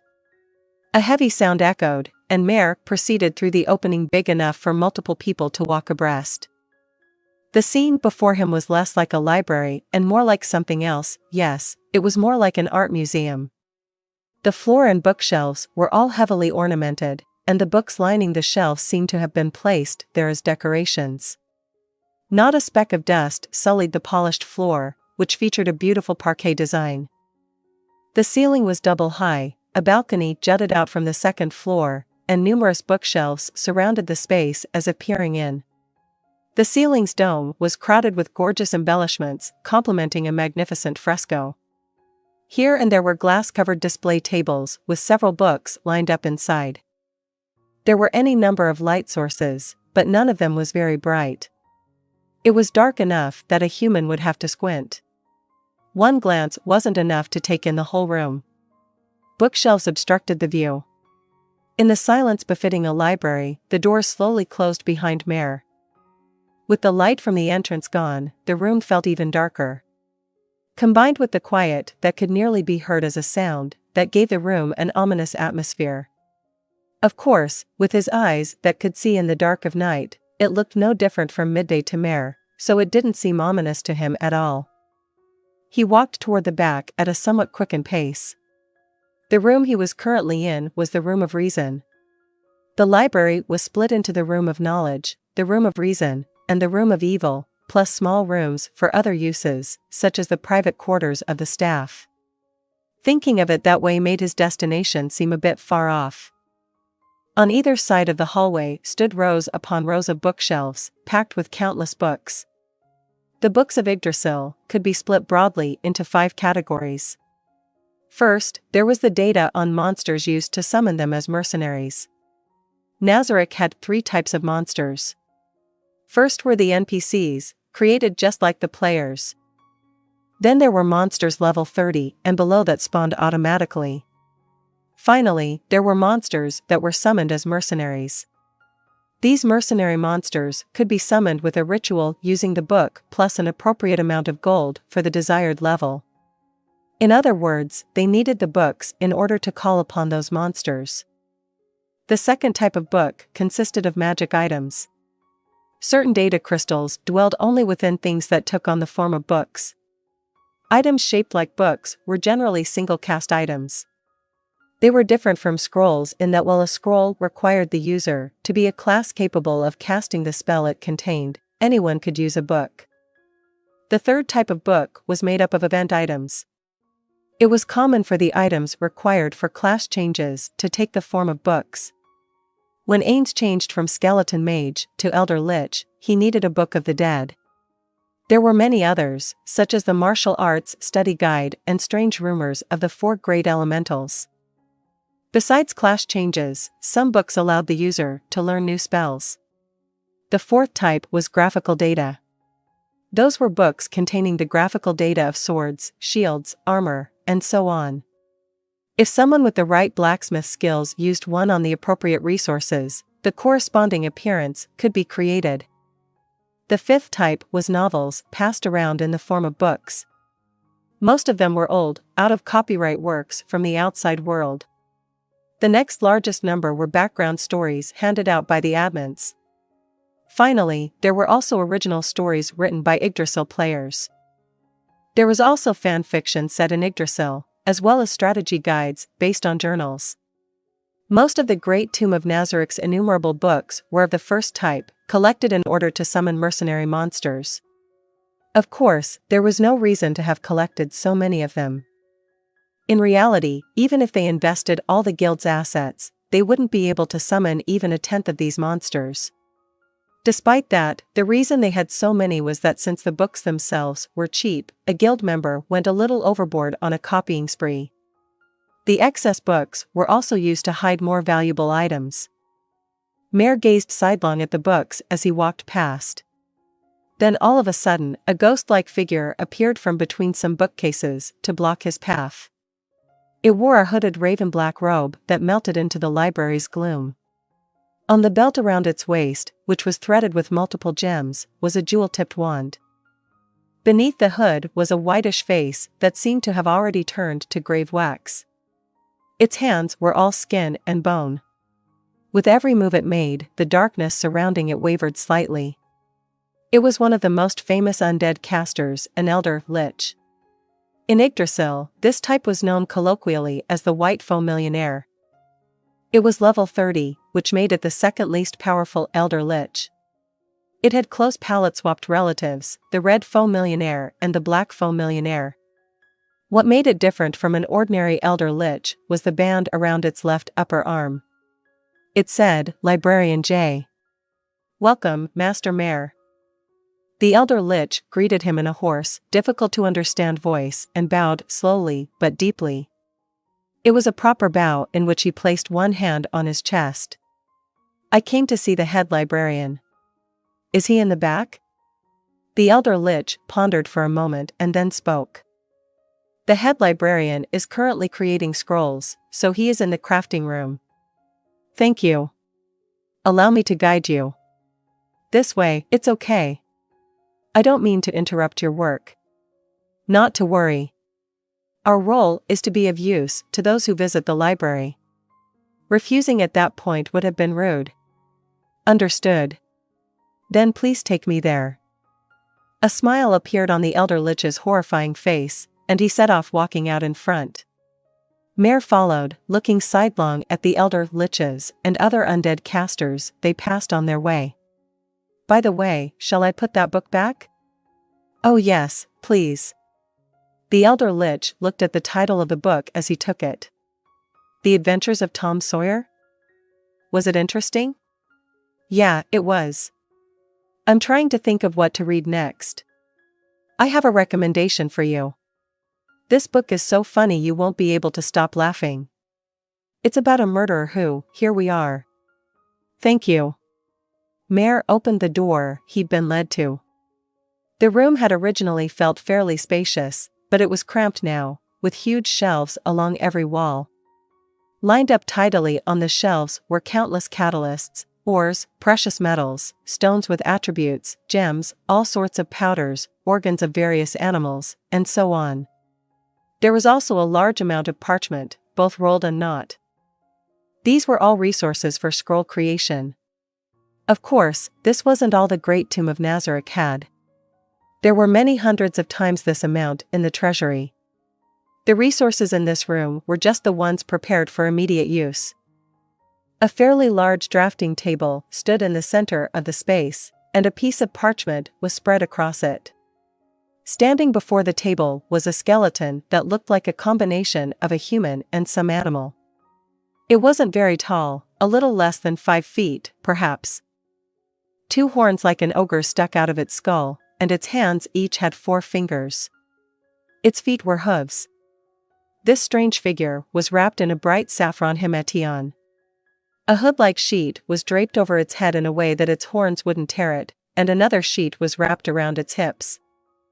It also had a silver bracelet with jewels the colors of the rainbow, a golden ank around its neck, multiple bizarre rings curled around its finger bones, and gems studding its himation.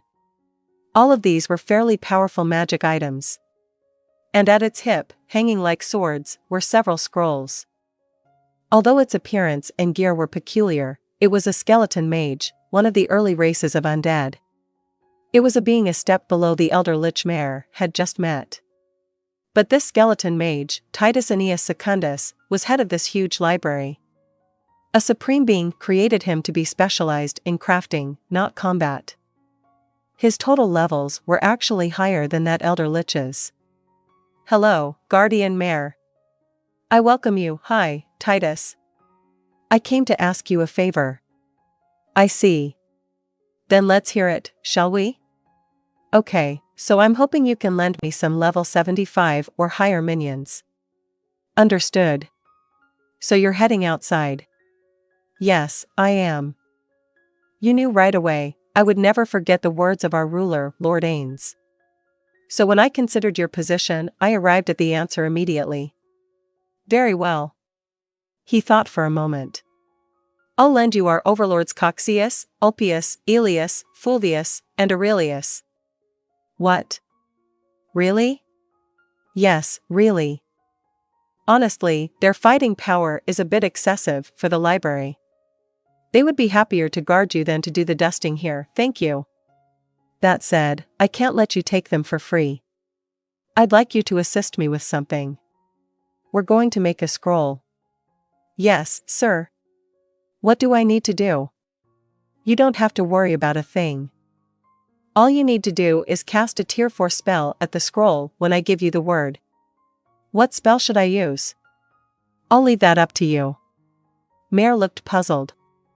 Being left to choose for himself was the most difficult. "Is a common spell fine?" Titus reached a bony hand toward a small desk placed adjacent to the drafting table. His objective was at a mountain of golden glimmers, Yggdrasil gold. Suddenly, some of the gold beneath his hand began to melt. Then, as if it had a mind of its own, it moved onto the parchment. The snake of gold that had flowed onto the parchment writhed, and as if a place for it had been designated ahead of time, it began to spread. In the space of a breath, a magic circle had been drawn in gold on the parchment. It was complex, but in a delicate way. "Okay." Mare, who had been waiting nervously for his turn, heeded the signal and cast his spell. He felt his magic getting sucked into the magic circle. Normally, that would mean the scroll was complete. In any case, that's what Mare thought. But then, crimson flames. The unthinkable occurred on the drafting table. Mare watched in horror as the drafting table blazed up the way the alcohol ignites when flambeing and vanished in the space of 2 blinks. The flames left hardly any trace behind, it was as if they'd been an illusion. There wasn't even a burning smell. But the top of the drafting table proved the fire really happened. On it were the remains of the scroll, charred remains. As if he had been expecting just such an outcome, Titus snatched up the burned remnants and took a closer look. "So we can't load it with a tier 4 spell. It seems like it definitely doesn't depend on the skill of the caster either." He mumbled about 10-year-olds being no good as he scribbled in his log. "What happened? Did I do something wrong?" "No, don't worry. In order to conserve parchment, we're trying to create scrolls using materials we can gather in this world, but the quality is so awful, there were limits on what kind of parchments could be used depending on the tier of the spell. For instance, regular parchment could be used for spells up to tier 2 but no higher. With the highest quality parchment, Dragon Hide, however, it was possible to make tier 10 spell scrolls. Naturally, Dragon Hide was a first-class material that could be acquired only by hunting a dragon. And so all the members of the guild Ainz Ooal Gown had hunted them like crazy, but that was back in the Yggdrasil days. Until they could confirm the existence of dragons and other creatures in this world, Ainz had limited the use of dragon hide, understandably so. He wouldn't allow the folly of using up their stores without a way to secure more. There might come a time when they absolutely needed it. No. Not my dragons. Of course not. We wouldn't do that. Your dragons, and all the other summoned beings, exist by the will of the supreme beings. Naturally, it is strictly prohibited to harm them. With an amused look at Mare, who had relaxed, Titus tossed the ruined scroll into the garbage. So does that mean the regular parchment in this world is no good for making scrolls? Mare eyed the charred remains. There's a very good chance that's what it means. Well, I don't know. It's possible that in this world the way I make scrolls is heretical. Apparently, the way the people here make potions, for example, is quite different. But you can't say from just one failure that it's the parchment's fault, can you? Just one? We've done a number of tests on parchment from the outside, but when we try to imbue any with spells over tier 3, it always ends in a fire. Bursting into flames must be what happens when the magic cannot be sealed inside the parchment, but the casters in this world use that parchment, don't they? No, it's possible that the sheet we just threw away wasn't the typical variety used in this world. Of course, considering all the various countries, it's not impossible, but when we tried with the parchment used in the countries in Nazarick's vicinity, he held up a sheet with a different texture from the one they had just used. The results were even worse, it could only contain up to tier 1. Does that mean humans are good at making the best use of inferior materials? No. Probably it's a difference of techniques. It's painful to admit, but perhaps theirs are more polished in a way. Somehow, I want to gain new techniques and advance beyond them. That's great. Mare respected the head librarian for his spirit of self-improvement. It's all thanks to the great supreme being. Now then, Guardian Mare, I'll lend you the overlords as I promised. Come with me. 10:28 a.m. Nazarick time.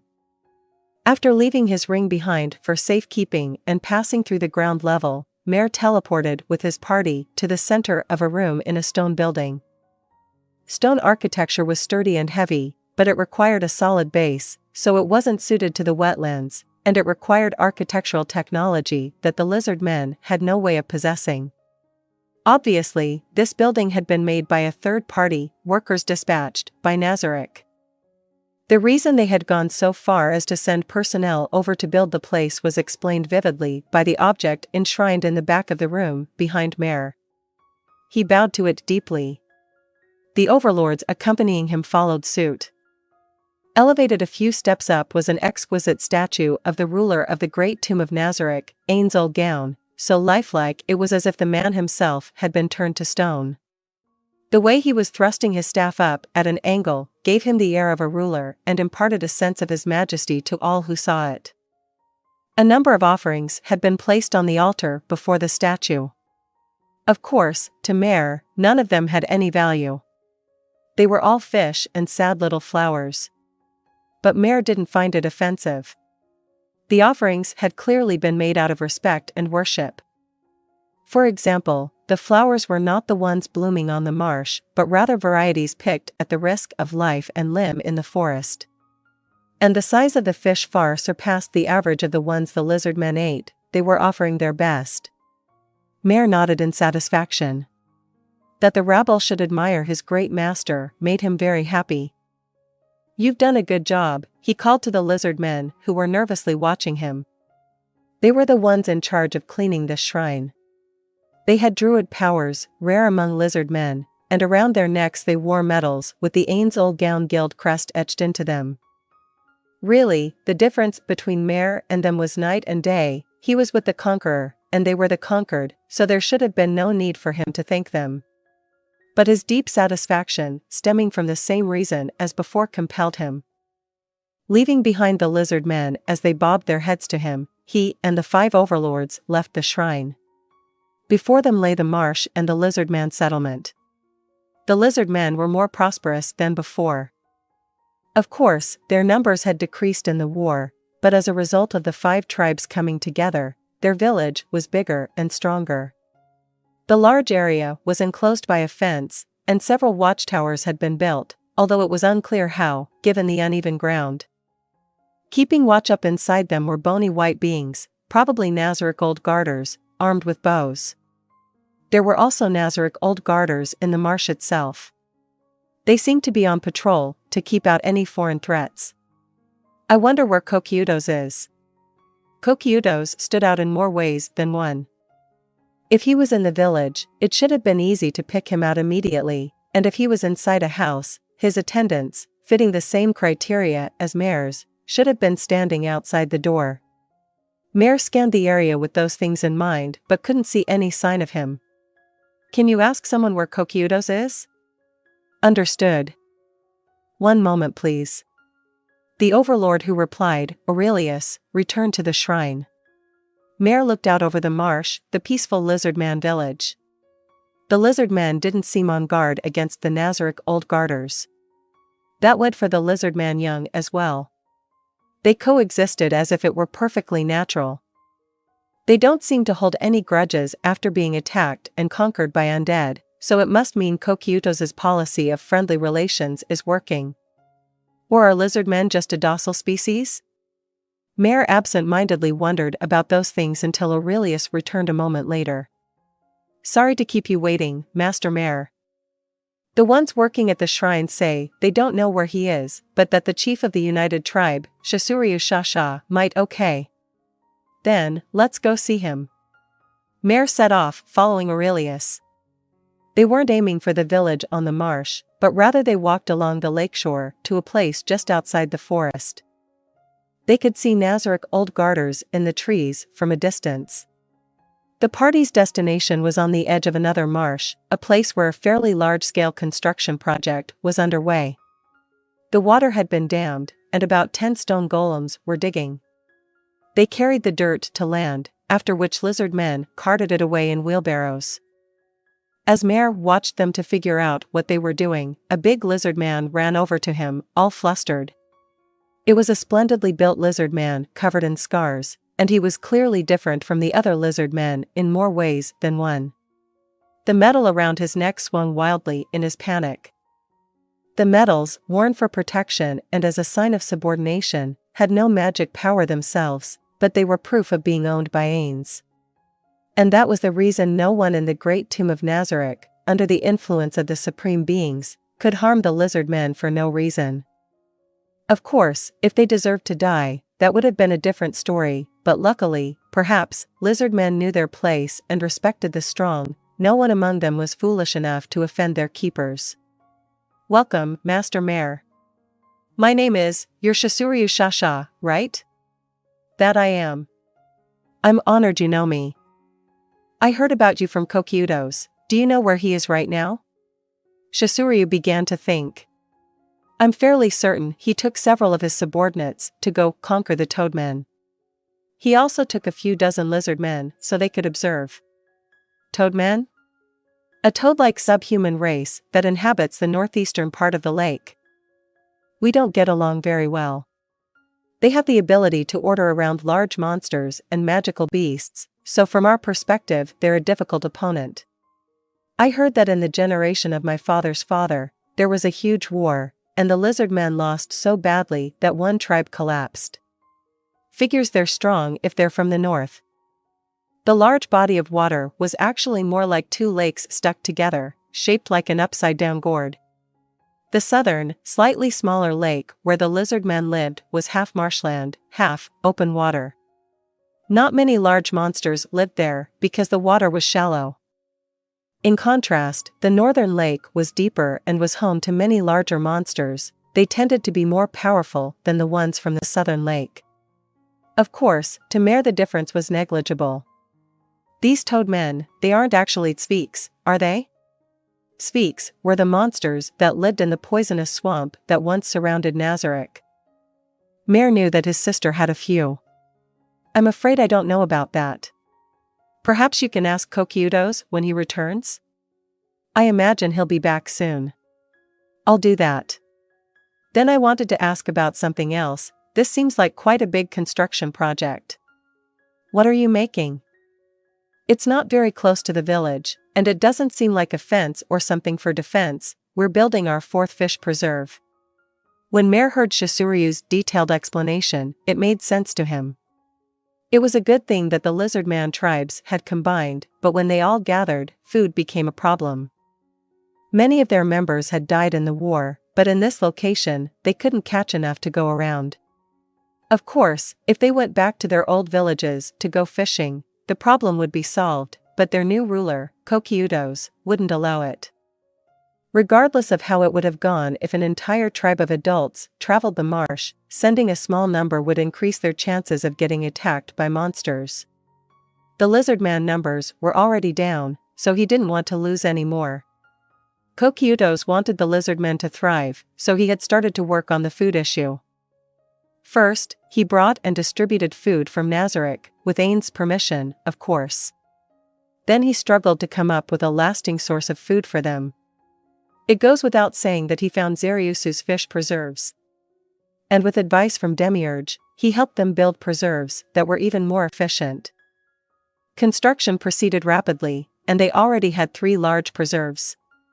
This was to be the 4th. But you haven't raised any fries yet, right? No, all we can do using our, my brother's, knowledge is care for fish that are already grown to some extent. But using what we learned from Demiurge, we've built fry preserves and are nearly ready to use them.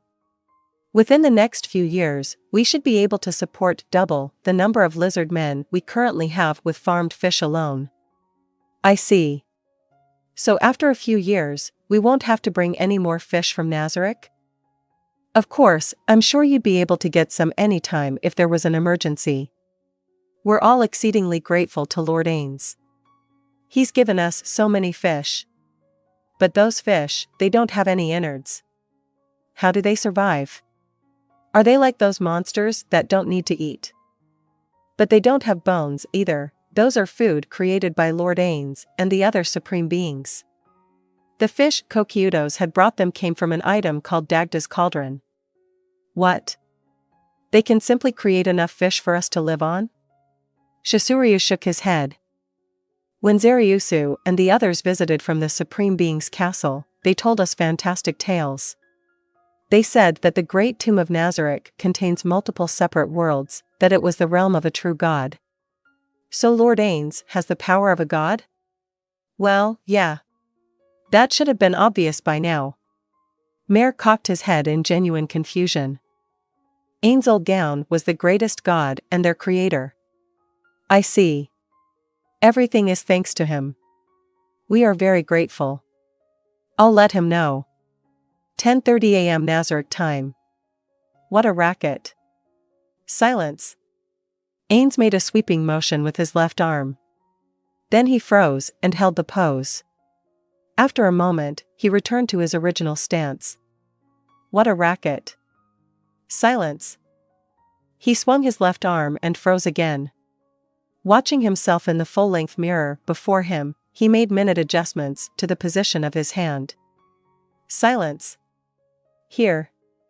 No, maybe it'd be cooler to tilt my hand more to the left.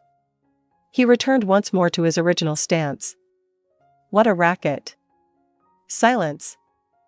Satisfied with his pose, he picked up a notepad sitting on the table next to him. Another pose down. Next up, practicing lines for buying time. He circled with a pen the lines he'd been rehearsing and then turned the page. Most of the lines written there were variations on "I'll think about it." Any that were too roundabout or trying so hard to be cool that they wrapped back around to lame were crossed out. Ainz was only a normal guy, so it was hard for him to act like a ruler. That's why he made sure he was prepared for anything by repeatedly rehearsing like this. It goes without saying that the notebook was a collection of lines he had come up with. It had already been an hour since he had started practicing, but the word rest wasn't in his dictionary. Ainz was a supreme ruler, but to be frank, he barely worked at all. The one at the top had to decide policy, so unless they were dealing with an emergency or something of high importance, he was free. Albedo took care of minor affairs, so all he had to do was take a look at reports that came in. But when he read the reports, he never found anything that worried him, so he really only had to glance through.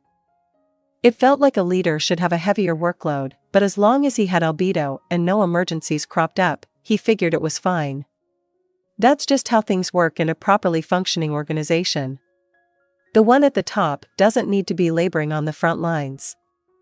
Outside of raising morale, there was no reason for the general of an army to be swinging his sword out in front. It was foolish to take the risk.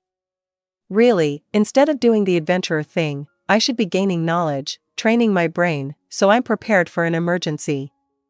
But how can I do that? Who can I get to teach me, without destroying everyone's image of Ainz Ooal Gown? All beings in Nazarick loved, respected, and bowed down to Ainz, their absolute ruler. Yes, the children, in a way, created by his former guildmates, looked up to him. In the same way a father can't betray the respect of his children, Ainz couldn't betray the members of Nazarick. That was why he practiced so hard, he at least wanted to look the part. Of course, what he was doing embarrassed him. If it didn't, he wouldn't have locked the door and prohibited maids or his 8-edged assassin bodyguards in the shadows from entering. Neither would he periodically grow incapable of tolerating it and dive into his bed with a mortified cry. I need to act, like the highest ruler of Nazarick should. Anguished, he flipped through his notebook. There were still many more lines he had come up with in his spare time. They were never-ending. Ainz Ooal Gown was an undead, so large emotional fluctuations were automatically suppressed. Still, I want to relax. The vestiges of Satoru Suzuki's mind were shrieking in exhaustion. I'm sick of this. But, he clenched his teeth. What am I doing? Come on, Ainz. He jeered at his pathetic wishing for escape and looked back at the mirror with renewed energy in his eyes. Just then an electronic noise sounded. It was music to his ears.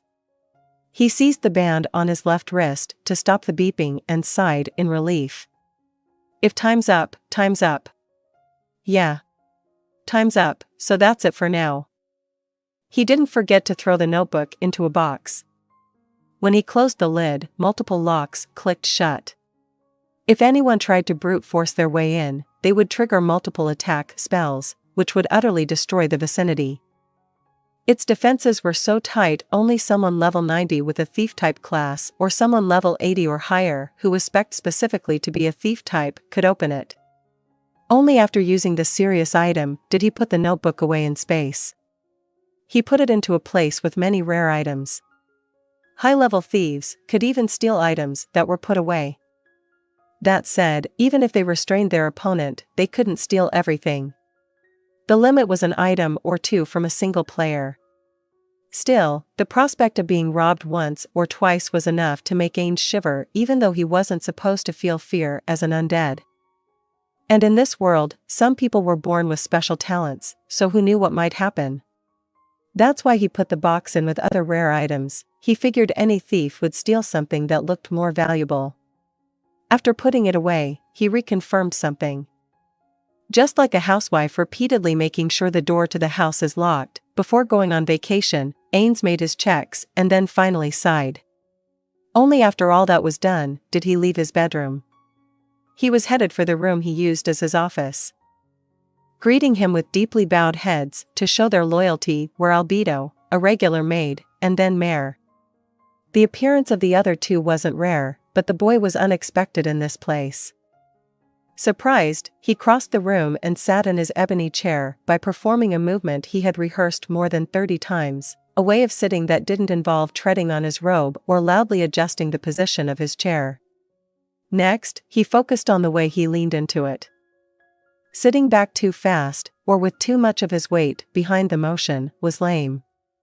A king had a king's way of settling into his chair, probably. But I have no idea how a king leans back. I'd love to see a king do it sometime. Business manners prescribed sitting on the middle of the seat and not leaning on the backrest, but Ainz Ooal Gown wasn't a businessman. And so Ainz practiced a way of sitting that he felt must be correct for a king. Raise your heads. The three of them finally looked up. He found it rather annoying and a waste of time that they would never raise their heads unless he said something, but he couldn't disregard their desire to express their loyalty, so every time he bit his tongue and said the same thing. Okay, first I'll ask Mayor what he's here for. How about it? Sir? His voice cracked a bit out of nervousness. Ainz smiled. Of course, his fleshless face didn't change shape, but it took on a sense of warmth. Perhaps Mayor was sharp enough to pick that up. He took a breath and seemed a bit less stiff. I brought this for you. Ainz didn't ask, what is it? Like a nastier boss might. If Mayor had something for him, he would simply take it. It was possible he was forgetting some order he himself had given. I mean, good. The maid stationed in the room today moved to receive it on his behalf, but Ainz held out a hand to stop her. Mayor, bring it here directly. Yes, my lord. Mayor straightened his back and came forward to offer the folder. Ainz took it unhurriedly and looked inside. It's the invitation I sent around. 3 guardians had responded in the affirmative. Given the order of the names, I expected one of Kokyutos's underlings to bring it. Thanks for going out of your way, Mayor. No, it was nothing. Kokyutos was busy, so I insisted on coming instead. Besides, Mayor stroked the ring on his left ring finger. It was a loving gesture. His ring of Ainz Ooal Gown. Well, I am glad he values it, but it's a little weird to put it on that finger. And why do his eyes glisten so much when he looks at me?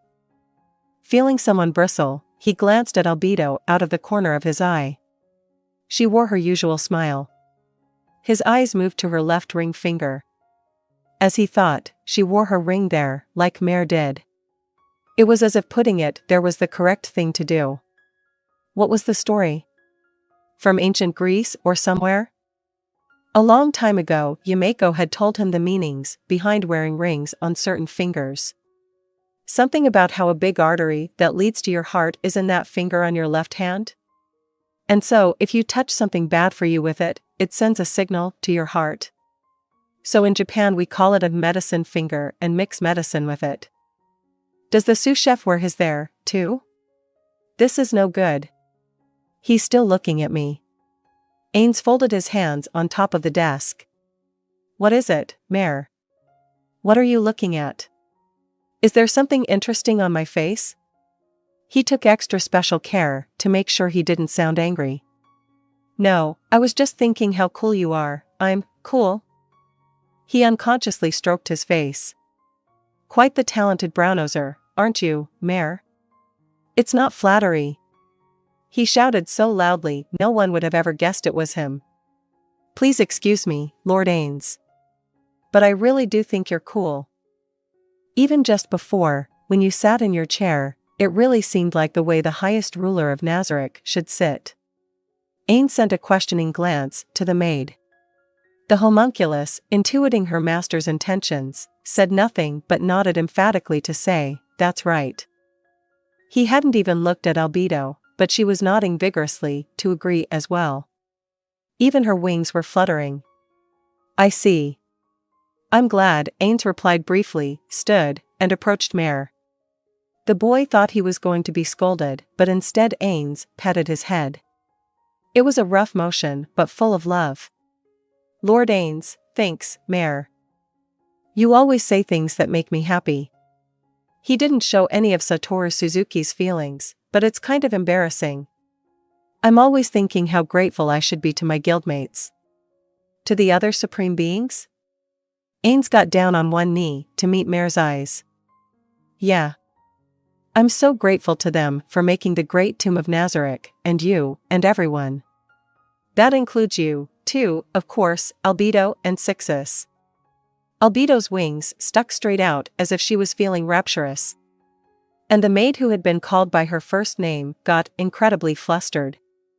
She was usually so calm and composed that Ainz had to smile at her distress. You are all my treasures. Ainz lifted Mayor up. I wouldn't even want to give you back to Bubbling Teapot. Thank you, Lord Ainz. Sixus thanked him instead of Mayor, tears of joy streaming down her cheeks. All of us in Nazarick thank you for remaining when so many of the supreme beings have gone. We may be inexperienced and offend you often, and perhaps it's rude to say this to one of our creators, but I will anyway. Please allow us to devote ourselves to you. I'll allow it. I believe I've said something similar to Albedo and Demiurge before, but I am the ruler of the great tomb of Nazarick, your master, Ainz Ooal Gown. He was momentarily surprised that he pulled off these lines he hadn't rehearsed. But when he thought about it, it made sense. He was only saying what he truly thought, so what was there to even pull off? Mare hugged him, burying his face in his shoulder. Good thing I'm not wearing my usual gear, he heard the cool-headed part of his brain say. He felt the robe around his shoulder getting wet, but he let Mare be. When the sniffling quieted, he patted his head and put him down. He took a handkerchief out of his pocket and wiped Mare's face. It might have been the careless mopping of someone who had never wiped someone's face before, but Mare let it happen. Okay, Mare. Go wash your face. What are you going to do, Lord Ainz? I have to go to Irantal. There's some kind of meeting with the guild leaders. I've been begging out of them up until now, but I've run out of excuses. Off I go. Ainz checked on Albedo, who was conspicuously quiet. Because her head was lowered, her hair hid her expression. But the slight trembling he could detect scared him. It made him think of an active volcano about to blow its top. What is it, Albedo? Just then, the scenery flew past his eyes as he was struck in the back. Of course, it didn't hurt. He wouldn't take damage from anything that wasn't magic. He did feel a slight impact from being hit, but there was nothing that could be termed pain. Even so, his human vestiges caused him to reflexively shut his eyes for a moment, despite the lack of lids. It was so sudden he couldn't quite think straight. His undead mental makeup shouldn't have been able to be confused, so it had to be Satoru Suzuki again. When he opened his eyes, he saw his 8-edged assassins clinging to the ceiling. In other words, he realized, I'm lying on the floor, and he tried to get up, but there was some unknown softness crawling over his body, pinning him down. What the hell?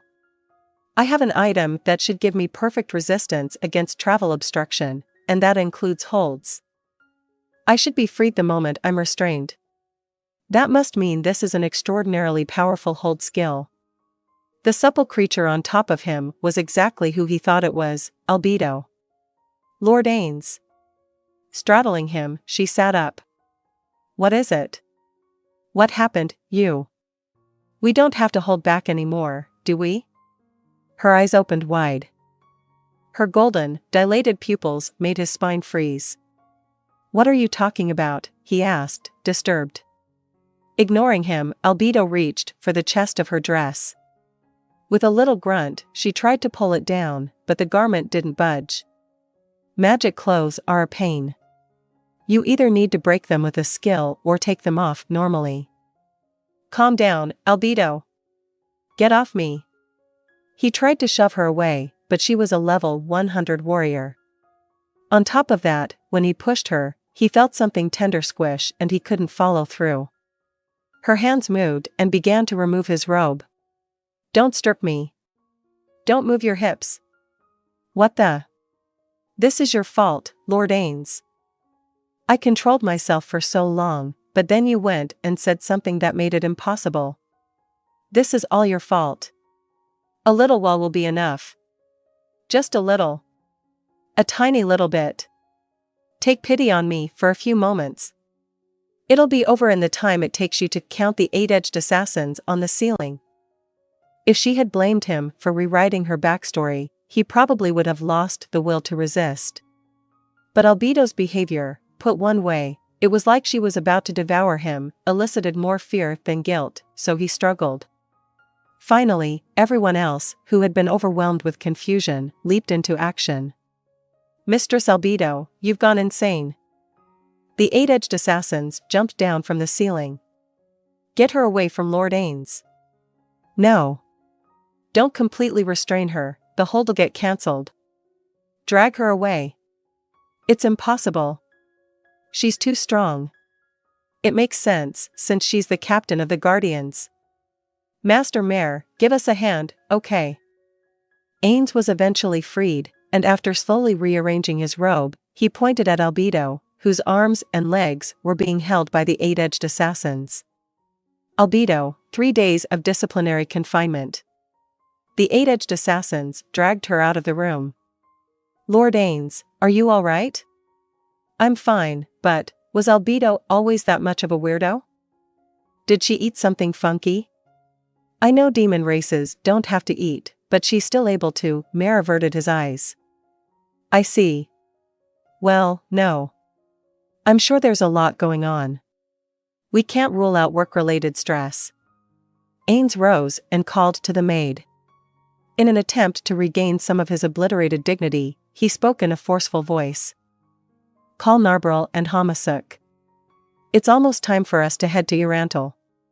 1:35 p.m. Nazarick time. Ainz, astride Hamasuk, pulled the reins and brought her to a stop. He looked silently at the towering gates of Urantal up ahead. Though the massive gates could repel even a huge army, Ainz wasn't averse to them. In the video game Yggdrasil, there were plenty more splendid gates, but these were made not with data but human hands. Before those gigantic steely gates, fairly oozing history and hardship, an emotion he couldn't put a finger on welled up inside him. Even in Yggdrasil, there were guilds that conquered cities. I used to wonder why people would base their guild somewhere so difficult to protect, but now I kinda get it. Maybe conquering a big city is just one of those male fantasies. In the Yggdrasil days, fights between guilds over cities broke out all the time. Most of the members of Ainz Ooal Gown had looked on coldly, saying they were unable to comprehend it, but a few voices called for them to take part. War crazy, he didn't really like the phrase, but when he looked back on those times, they were good memories. What is it, Master? Hamasuk asked, wondering why she'd been stopped if he wasn't going to do anything. Don't worry about it. Ainz's flat tone was meant to put an end to the conversation. He did it to hide the fact that if it got out he had been reminiscing, it would have been embarrassing. Okay, we're going to the guild, showing up at the meeting for a minute, and then immediately taking on a monster extermination job. They could have gotten a room in Urantal, but he didn't have the cash to spare. Ainz neither ate nor slept, so the only reason for him to stay at a first-rate hotel was to show off his rank as a first-rate adventurer, and to make connections. But he was already acquainted with the movers and shakers in this city, to the point where they would welcome him if he visited, so there was no reason to spend money on an inn. Plus, even if he took a room, he would only teleport to Nazarick and stay there doing odd jobs, like creating undead until morning.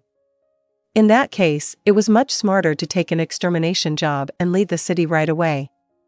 Honestly, he didn't feel there were many advantages to continuing to operate in Urantal. Is that so? You like to battle, that you do, Master. It's not that I like it. And besides, I say we'll go exterminating, but we'll get it over with so fast we'll be spending most of the time at Nazarick like usual anyhow. He bopped Hamasuk lightly on her huge head.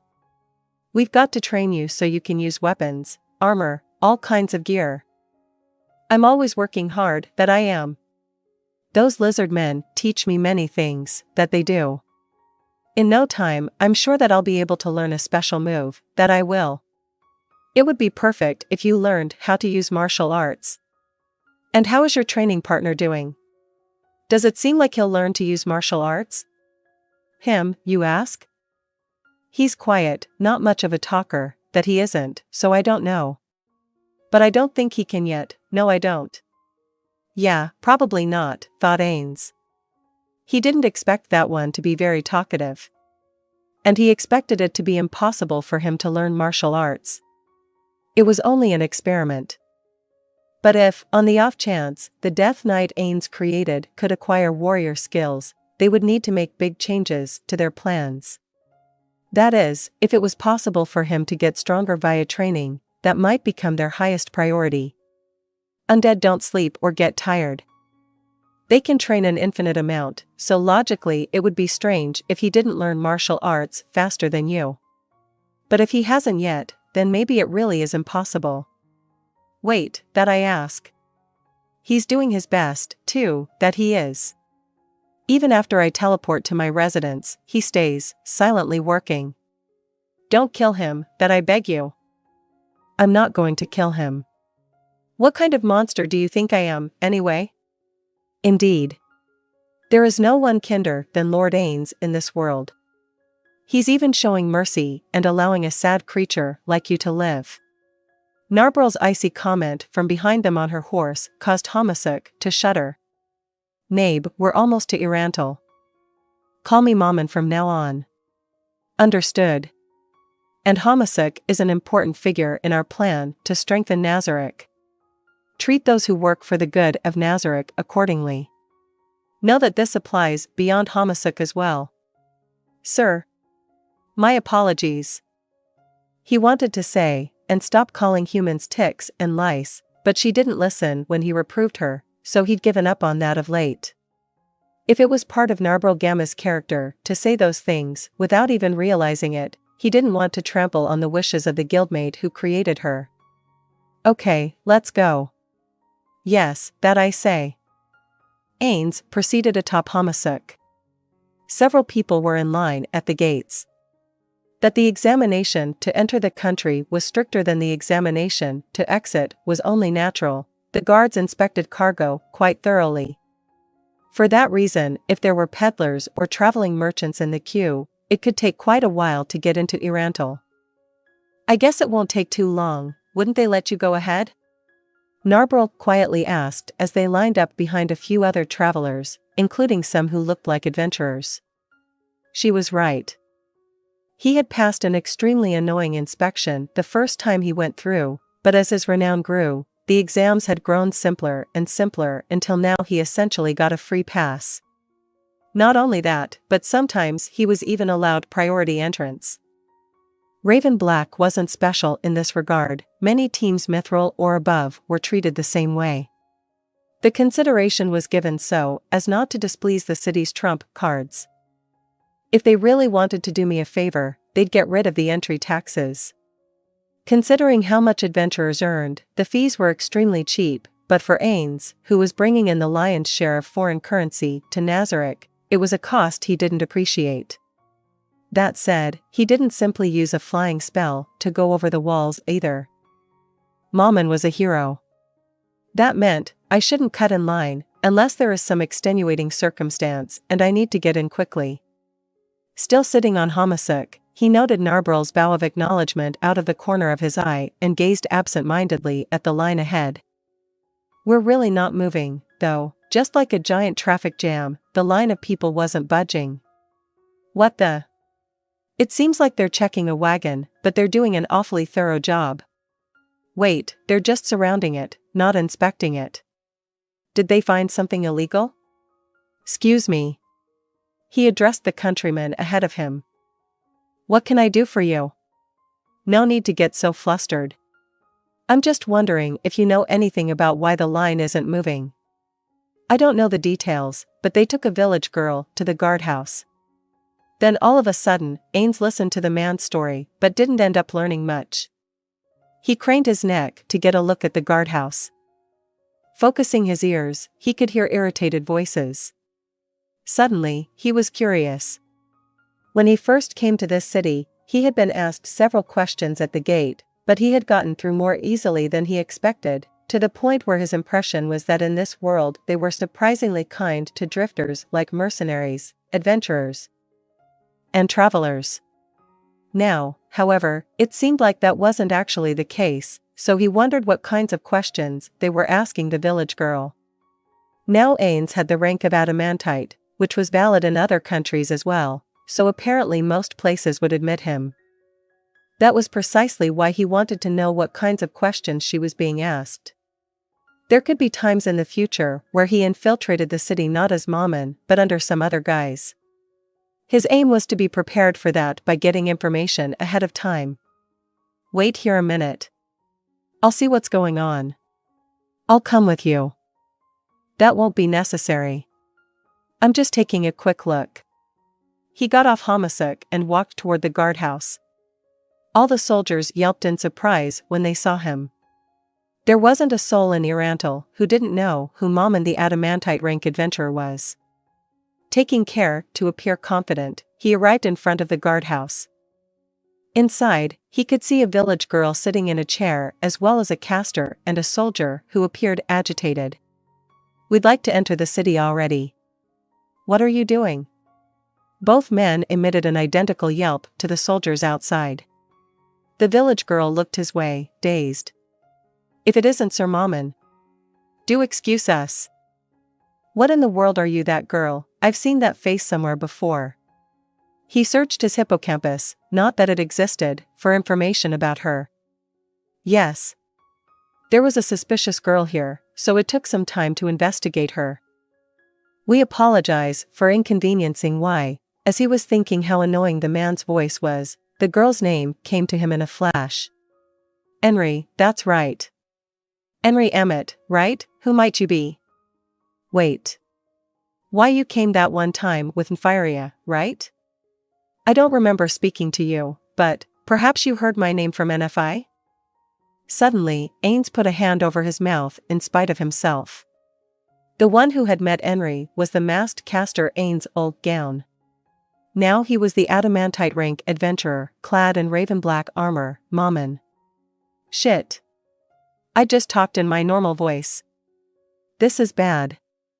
I gotta get out of here. But why is she here? If she's looking for me, or rather, for Ainz Ooal Gown, that'll be trouble. I should get the details from her." It didn't seem like she had figured out his identity from their interaction just now, but he still had to consider the possibility. He didn't really think she would be able to recognize a voice she had heard briefly several months ago now through armor, but one could never be too careful. Ainz waved over the caster. He figured the caster knew more than the soldier. He pulled him out of the guardhouse and took enough distance that their voices wouldn't carry. "So, that girl is a friend of an acquaintance. Can you tell me what's going on?" He wasn't lying. Ainz and Mammon were acquainted with Nfiria. The caster's eyes widened. It was an expression similar to surprise but different in some way.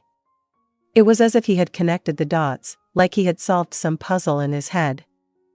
"I see. So that's it, what's it?" Ainz bit back the jab and waited.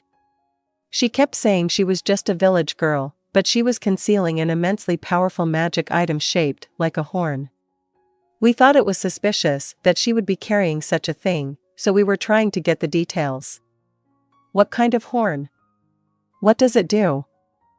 "Well, its power is to..." After hearing the man's story, Ainz suddenly looked up at the sky, to escape the reality that it was the item he had given her.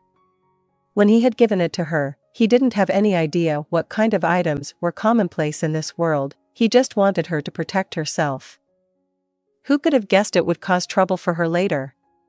He knew he hadn't done anything wrong, but neither did he feel like he could abandon her. "I guess I should help her. This isn't my fault, but I should take responsibility for giving her that item. It would be worse to ignore her and have it fall into someone else's hands. Besides, if she gets taken prisoner..." Nfiria knew that Mammon and Ainz Ooal Gown were one and the same. Under these circumstances, if he heard Henry's story, he would think that Ainz abandoned her. That would definitely make him resent me. I wouldn't care if he was just any worthless human, but he's extremely valuable to me. I can turn this issue to my advantage. If I save her, Nfiria will be grateful. I gotta tighten my chains on him little by little. Ainz spoke in what he felt was a calm, dignified voice. "You don't need to worry about her at all. I know her character well. She's not the kind of person who will cause trouble, so please let her through. Can you do that for me?" "Of course. We would even let a criminal in if they were someone you knew and you vouched for them." "Is that so?" "Well, thanks. And then, sorry to trouble, but do you think Raven Black could also go in ahead of the line?" After getting permission to enter, Ainz returned to Narberl and Hamasuk. "We've been cleared to enter ahead of the others. Let's go through the gate." He rode Hamasuk past the people in line.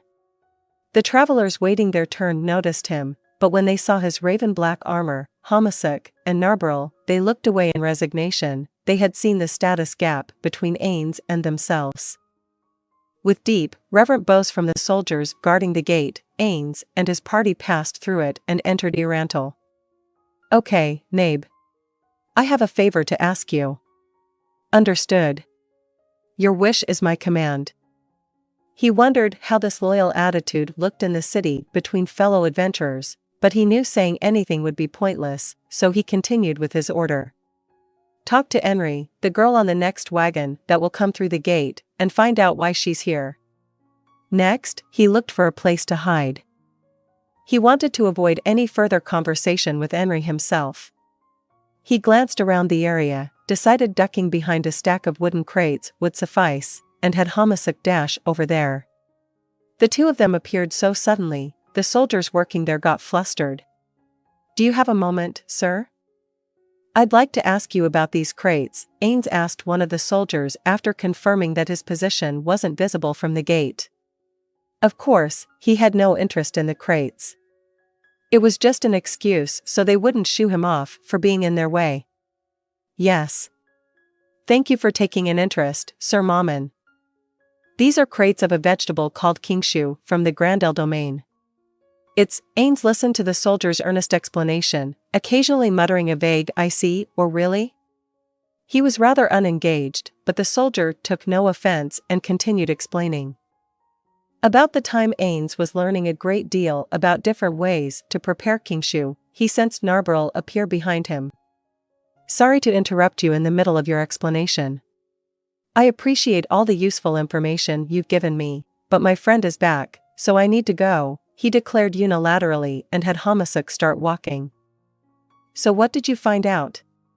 First, she wanted me to thank you. Then she said she has 3 aims: to sell herbs, to check at the shrine if there are any people who want to move to her village, and finally, to visit the Adventurers Guild. The Adventurers Guild? What kind of request is she going to make? I'm afraid I didn't find out that much. Should I catch her and force her to tell me? No need. We're headed to the Adventurers Guild anyway. We can probably just ask someone there. He figured it wasn't about wanting to thank Ainz Ooal Gown directly. If that was the case, she could have said it to Lupus Regina when she visited, right? Nabe, have you gotten any special reports from Lupus Regina lately? When he saw her shake her head, his brow, not that he had one, of course, furrowed. Originally, he had stationed shadow demons in the village, but in order to deepen friendly relations, he sometimes sent Lupus Regina instead. He had instructed her to report immediately if any problems occurred in the village, but he hadn't heard anything yet. So he was under the impression that Karn wasn't having any issues. Perhaps it wasn't necessary to report that Enri had gone to Irantal on her own, but worry appeared in Ainz's mind like a dark cloud. I thought Lupus Regina was the kind of person who took her job fairly seriously, but what do you think, Nabe? It's as you say. She comes off as frivolous due to the way she talks, but it's only an act. She's a crafty, brutal maid. Crafty and brutal were not compliments. He furtively searched her face for any trace of negative emotions, but her imposing expression contained only respect for her teammate. So, Master, is it all right to go to the Adventurers Guild as planned? Yeah. You know where it is, right? Okay, Nabe, get on. No need to take your animal statue, Warhorse out again. After Ainz took Narberl's hand and pulled her up behind him, Hamasuk sped up as if she'd been raring to go. Ainz was no longer mortified to swagger down the streets atop the giant hamster. On the contrary, he loved that she could understand him and that he could give her orders. Riding her was like taking a taxi. Eventually, the Adventurers Guild came into view. At the same time, he saw the wagon from earlier, as well as Enri disappearing inside the building. Hamasuk. I'm going in the back entrance. Take me around the other side. Understood, that it is, Master. Adventurers weren't usually allowed in the back door, but adamantite ranks could get away with anything. That said, it was still his first time. Taking excessive advantage of his privileges would have been bad for his reputation. He went in the back and asked the first guild employee he saw to take him to the head of the guild's office. Luckily, perhaps, he was in. "Maman. Thanks for coming." The head of the guild, Ainz welcomed him with open arms, grabbing and enveloping him in a forceful hug. Ainz was wearing armor and a helmet, so it didn't bother him, but if he had been only lightly dressed, he would have rather avoided it. The embrace was warm in too many ways. After giving him a friendly pat on the back, Ainz slowly pulled away. "You haven't been coming around lately, so I've been lonely. Now take a seat on the sofa. We can have a nice chat until the other members of the meeting arrive." The head of the guild gestured at the sofa cheerfully, like he was welcoming a good friend he hadn't seen in a long time. "Thank you." When Ainz sat down, Ainz sat next to him. The space between them was negligible. It made it hard to breathe, their knees were even touching. "Maman, we've known each other so long. You can relax with me, you know." "No, manners are important even among friends. That's a very important lesson I learned from my predecessors." Certainly, at work he would have sometimes gotten on friendlier terms with clients, and even spoken in a casual tone, but he didn't want to open himself up like that with the head of the guild. He felt it was appropriate to keep things businesslike. If you have too many connections inside an organization, it can start to pin you down. "I don't want to get stuck at one adventurer's guild in one city. Maybe it's time to move on? Or really?" Ainz stared at Ainz next to him out of the slit in his helmet. "Why are you sitting next to me anyway? Normal etiquette would be to put Narbril there and sit across from us." With that uncomfortable closeness, he couldn't help but wonder if Ainz was into him. "I heard from the head of the Wizards Guild that he's married, but maybe that's for show. I thought he was just really eager to be better friends, but there's definitely something else going on. Or does he think I'm gay?" The last thing he suddenly imagined made him shudder. Ainz was straight. Well, he had been anyhow. Incidentally, not that it mattered, but Satoru Suzuki preferred women with breasts over flat-chested ones. All this seemed to hold true even now, judging by the way he felt a faint desire for albedo over someone like Kokyudo's. After taking some distance, by repositioning his butt, he turned to look straight at Ainz. "Do excuse me, but I came here to ask you something. Someone I know visited the guild just now, and I wonder if you can tell me what her request was about. We have rules against that, that's why I'm asking you. I know I'm being unreasonable, and I understand how important it is to follow the rules, but please." Ainz bowed his head, and Ainz crossed his arms and stared up at the ceiling with a stern face. But that lasted only a moment. "All right." He smiled at Ainz. "I just can't say no when it's you asking. Can you tell me this person's name?" "She's from Karn. Henry Emmett."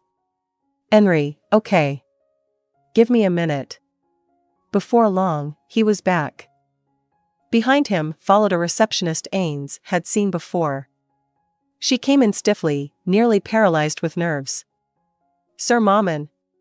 Wow, Ainz thought upon his first time seeing someone so nervous they were walking completely out of step. He would have liked to tell her she could relax, but he only nodded benevolently.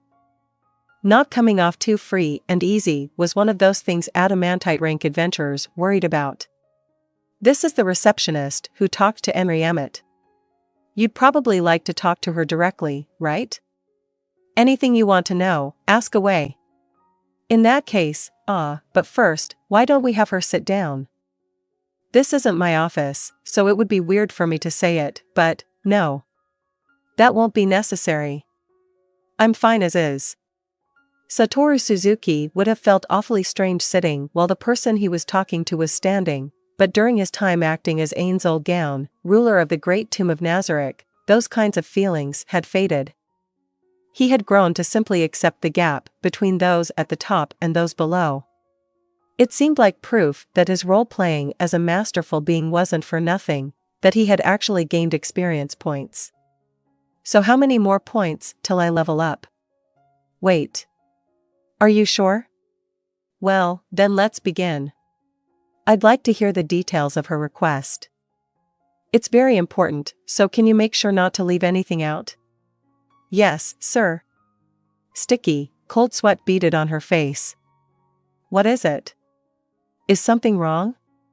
No, her eyes wandered side to side. Did I phrase the question poorly? Then let's try this way. Was her request about searching for someone? No, sir, okay. Then what was it about? Did she not even make a request? It wasn't an immediate request, more like a consultation about a request she might make in the future. And well, she said there were monsters in the woodlands, the giant of the east and the serpent of the west, that are as powerful as the wise king of the forest you tamed. Though Ainz found the barely coherent receptionist strange, he continued questioning her. A future request? It's not what you think. I didn't realize she was someone you knew, Sir Mammon. If I would have known, I would have asked for more details. Honest? Faced with this tearfully shouting receptionist, Ainz was puzzled. Is it really all right to have someone so emotionally unstable manning the desk? Guildmaster, sorry. I should have supervised her better. What? It's the rules of the guild. Listening to their conversation, Ainz realized what their twisted understanding was. They were both under the impression that he and Henry knew each other, and out of respect for the guild, she would make a request for a job that he normally would have done for her free of charge. Then the receptionist coldly turned her away due to assumptions about financial issues. So they were arguing over who should take responsibility for refusing an adamantite rank's friend. If it's the rules of the organization, then the one who followed them is right. Ainz lowered his opinion of the head of the guild, glaring at him. Pretty sure it's a boss's job to cover for their subordinates. Or is he using the advanced technique of ripping into her while I'm standing here to inspire pity and get me to forgive her? He sure is reaming her. Ainz felt the receptionist's handling of the situation was correct. The head of the guild probably thought so, too. But just as when Ainz had come in through the back door or when he made the request to Ainz in the first place, adamantite rank adventurers were easily made exceptions to the rules. That was how badly they wanted to keep him around, and that was why they were fighting. I didn't know. Ainz spoke gently to the sobbing receptionist. You didn't do anything wrong. The receptionist's eyes went round in surprise, and all the tears in them streamed down. It's important to follow the rules of your organization. Of course, other times it's necessary to ignore them. I'm not blaming you at all in this case. Thank you. Thank you. So I'm sorry to press you, but please ask her for the details. Don't tell her I'll take the job. I just want to be informed so I can move at any time. Understood. Right away. I'll go ask her right away. Excuse me. The receptionist spun on her heel and raced into the hallway. She was like a receding typhoon. I'd like you to not pretend to blame innocent people just to arouse my pity. That was unpleasant. Can't fool you, I guess. Ainz gathered from the guildmaster's strained voice that his guess had been correct. It seems Japanese business techniques are used everywhere. But the problem is, Lupus Regina came into his mind. Did Lupus Regina miss these monsters that even this village girl knows about? Did the intelligence net fail? I need to find out what happened. With returning to Nazarick and getting the story on his mind, he waited for the receptionist's report. 4:41 p.m. Nazarick time. Lupus Regina nervously entered Ainz's office. Confused by the sudden summons, she couldn't hide her anxiety. Once she arrived, those present included her, the regular maid Sixus, the combat maid Narbril, Aura, the 8-edged assassins, clinging to the ceiling, and Ainz himself. Incidentally, Albedo was in disciplinary confinement. Lupus Regina began to make her most polite bow, but Ainz stopped her. Lupus Regina, is there something you're not telling me? When she looked confused, he wondered if she hadn't known after all and explained about the giant of the east and the magical serpent of the west. But then she looked like she did know, and Ainz's mood quickly soured. He emitted a long, quiet sigh. You knew? Yes, you fool. Overcome with rage, Ainz let his anger carry away his shout, and it echoed. Everyone trembled like they had been struck by lightning, and Ainz felt his emotions being suppressed. Still, new stormy waves crashed over him one after another, so his anger wasn't completely extinguished. Why didn't you report it to me? Were you trying to hide it? No, it wasn't anything like that. Then why haven't I heard anything about it? What reason could there possibly be? I didn't think it was very important, so I didn't report it. When she looked up at him, frightened, his emotions returned like a raging fire. Lupus Regina. I'm disappointed in you. Lupus Regina wasn't the only one who shuddered. Sixus, Narbril, and the 8-edged assassins on the ceiling all froze in shock. Yes, I've given you discretion in overseeing that village. But that doesn't mean you can do whatever you want based on your personal judgment. I told you to report in if something might change in a big way, so what is going on? Well, he grimaced as she trailed off. A working adult would never be forgiven for this kind of mistake, no one would. Reporting in to your superior and consulting with them on what to do next isn't just business matters, it's common sense for any adult. If she can't even do that, that's not acceptable in this org. But Lupus Regina was terrified. Ainz wondered if perhaps it was his fault as well. Perhaps the mistake was due to his unreliable leadership, a lack of grip on the reins. If my wishes aren't making their way down the chain properly, it's my fault as everyone's boss. Have I not made myself clear? Maybe it would be better if I retired and left things up to Demiurge or Albedo. Lupus Regina, do you understand how valuable that village is to us? I've heard from you that it's valuable, my lord. No. I'm asking you how valuable you think that village is. Well, it's full of toys, I see. Right. I'm sorry. This is my mistake. I didn't realize that's all you thought. Ainz smiled an exhausted smile, realizing it was his fault after all. I take back my disappointment. I said too much, forgive me. What are you talking about? Blame me, I'm the idiot. Then all you need to do is be more careful next time. So, let's start over. You must understand that the village of Karn is very valuable. Nfiria and his grandmother Lizzie have particularly crucial roles inside Nazarick. What? Oh really? Yes. I'm having them develop new potions for us. I was going to give you this. Lupus Regina suddenly shouted, completely pale in the face, and pulled out a purple potion. Narbril took it from her and carried it to Ainz. What is this? Ainz took the potion and held it up to the light. It's the latest healing potion developed by Nfiria. Ainz's anger flared anew, but he held it back. With this, the Baelar family is even more important. Lupus Regina gave him an uncomprehending look, and Ainz quietly smiled at her. This potion had to have been made using the various materials he had given them from Nazarick. Even though Nfiria and his grandmother couldn't use the potion synthesizing techniques of Yggdrasil, they had used Yggdrasil materials to create something that was neither the blue potion of this world nor the red potion of Yggdrasil. That point deserved some attention. First of all, the healing potions in this world are blue. But the ones I know are red. So I wonder about this. Ainz went on at length. The knowledge and powers he had gained in Yggdrasil could be used in this world, that much was certain. His encounters with angels, the existence of things that seemed to be world items, this and other evidence pointed to a very good chance of Yggdrasil players existing in this world in the past. So why were only the potions different from Yggdrasil's red ones? He could think of 3 possibilities.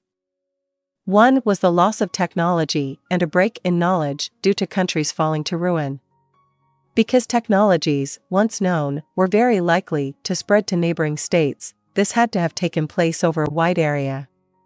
Without entire countries being destroyed, it was impossible so the chance of it being this type of disaster was low.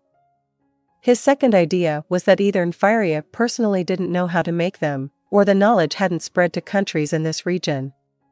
Just as it was said that in the past the color of Japan's noodle soup was different in the East and West, so was it possible that in far-off countries, the potions were red or something like that?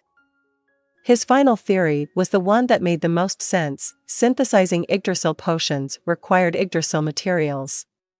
And they either couldn't be gathered in this world, or they had run out, so the best that could be created here were blue potions.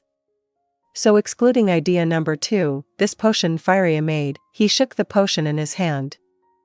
This potion could be a technological revolution, the likes of which hasn't been seen in hundreds of years. Well, if number 3 is right, it could just be a retrogressive failure. Everything depends on how hard Nfiria works from now on. Understand? What he was asking Nfiria to do was to make Yggdrasil potions without relying on Yggdrasil potion technology or materials. Or to perfect some third type of potion. So are you going to have a lot of people study potions based on this one? Ainz frowned at Narbral's question. That's a foolish question, Narbrel. Certainly that route would get us to perfection faster, but it's extremely dangerous. Knowledge is power. To senselessly hand it out is a fool's errand. That's exactly how the world of Yggdrasil had been, so Ainz could say it with confidence. For example, we can't say for sure that an advanced form of this potion wouldn't kill me in one hit, so it's safer to monopolize this technology rather than spread it around, probably. If our servants are simple-minded, it's fine to share it with them. We have to advance technology carefully, and that includes Nfiria's potion. That's why, really, I'd like to lock him up in Nazarick and have him focus on nothing but research. It would be a good way to maintain secrecy on top of barring him from using the potions he'd made. So why don't you do that, my lord? He could tell she would leap into action as soon as he said the word, so he answered in a hurry. Building trust and binding him with chains of gratitude will lead to greater future profit than forcing him to work from a dungeon. I had Demiurge analyze this, and it appears that making someone feel indebted to you is effective? What is it, Lupus Regina? I'm too much of an idiot to understand, so please tell me one thing. If that's the case, then why did you give a potion to Brita, that adventurer? Hearing the name Brita threw Ainz into confusion, because he couldn't remember having ever heard it. Maintaining an expression, or perhaps an attitude, since his face didn't shift, that said he had everything under control, he dug frantically through his memories. That potion? He finally remembered the incident at the inn the first night he had stayed in Irantal. Recalling what he had said, he was glad he didn't have the sort of body that broke out in a cold sweat. What should I do? What should I do? He couldn't stay silent forever. Demiurge. Albedo. Why are neither of you here? Demiurge is working outside, and Albedo is in disciplinary confinement. It's too late to call them back now. I see. You don't understand why? No, my apologies. Could you please explain? He wanted to scream at her not to ask so innocently. There was nothing he could do now besides a make-or-break gamble. Having decided that, he felt bravery welling up inside him. Certainly it was a dangerous move, as you suspected, Lupus Regina. There was the possibility of runaway technological advancement. But I had an important purpose for daring to give her the potion anyway. Really? It wasn't just to replace the potion she lost? At the outburst from Narbrel, Ainz swallowed what he had been about to say. He spun up the gears in his brain and remembered that first day in Irantal in more detail. Right. Back then, I said it was to avoid doing something that would tarnish my reputation. Crap. Ainz feigned calm. Lying to cover another lie inevitably led to being trapped in a corner like this.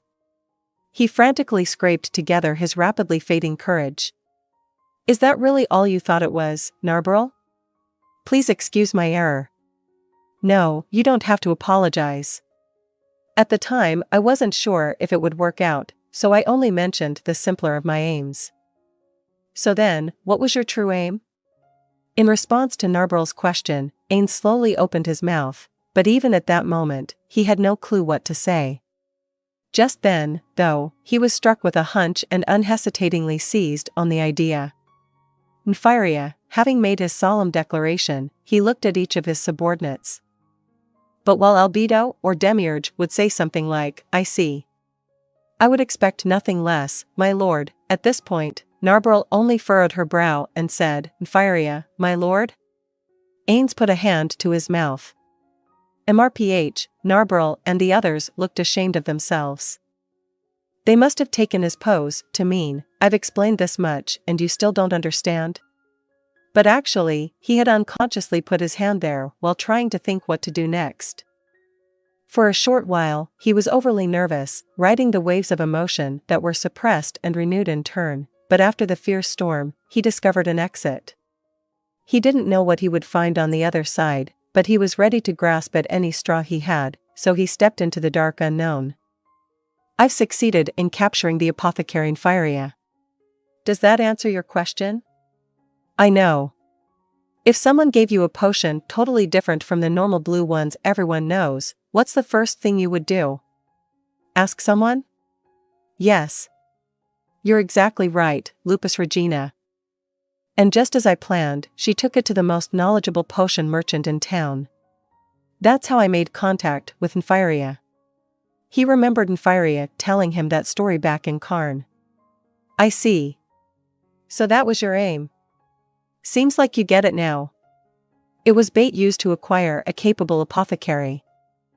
There was a risk of issues in the future, depending on how things turned out, but I decided it had to be done regardless." Comprehension filled the air, and admiration shone on everyone's faces. "Guess my story lines up." Then a voice sounded, as if its owner had been waiting for Ainz to internally sigh in relief. I don't mean to be rude, but may I ask something else?" Just stop. "No more questions," Ainz cried inwardly, but didn't let the slightest hint of those feelings show on his face. "What is it, Lupus Regina? If you're sure it's something I should be the one to answer, go ahead." "Yes, my lord." She swallowed hard, her expression was earnest. "Do you always think 2 or 3 steps ahead like this when you do something?" "Of course not." Ainz's actions were mostly haphazard. Sometimes he did think things through, but most of the time, he was plunged into situations that betrayed his expectations. He couldn't very well say that to a subordinate, though. "Of course. I'm the ruler of the great tomb of Nazarick, Ainz Ooal Gown." They oohed in admiration, and Lupus Regina's eyes went especially wide. "What is it, Lupus Regina?" The resourceful king, she practically choked out the words, and Aura took a step forward with a frown on her face. But Ainz stopped her. "Don't worry about it." "Was that your only question?" "Well, I guess I have one more. Why don't you have monsters attack the village and then save them?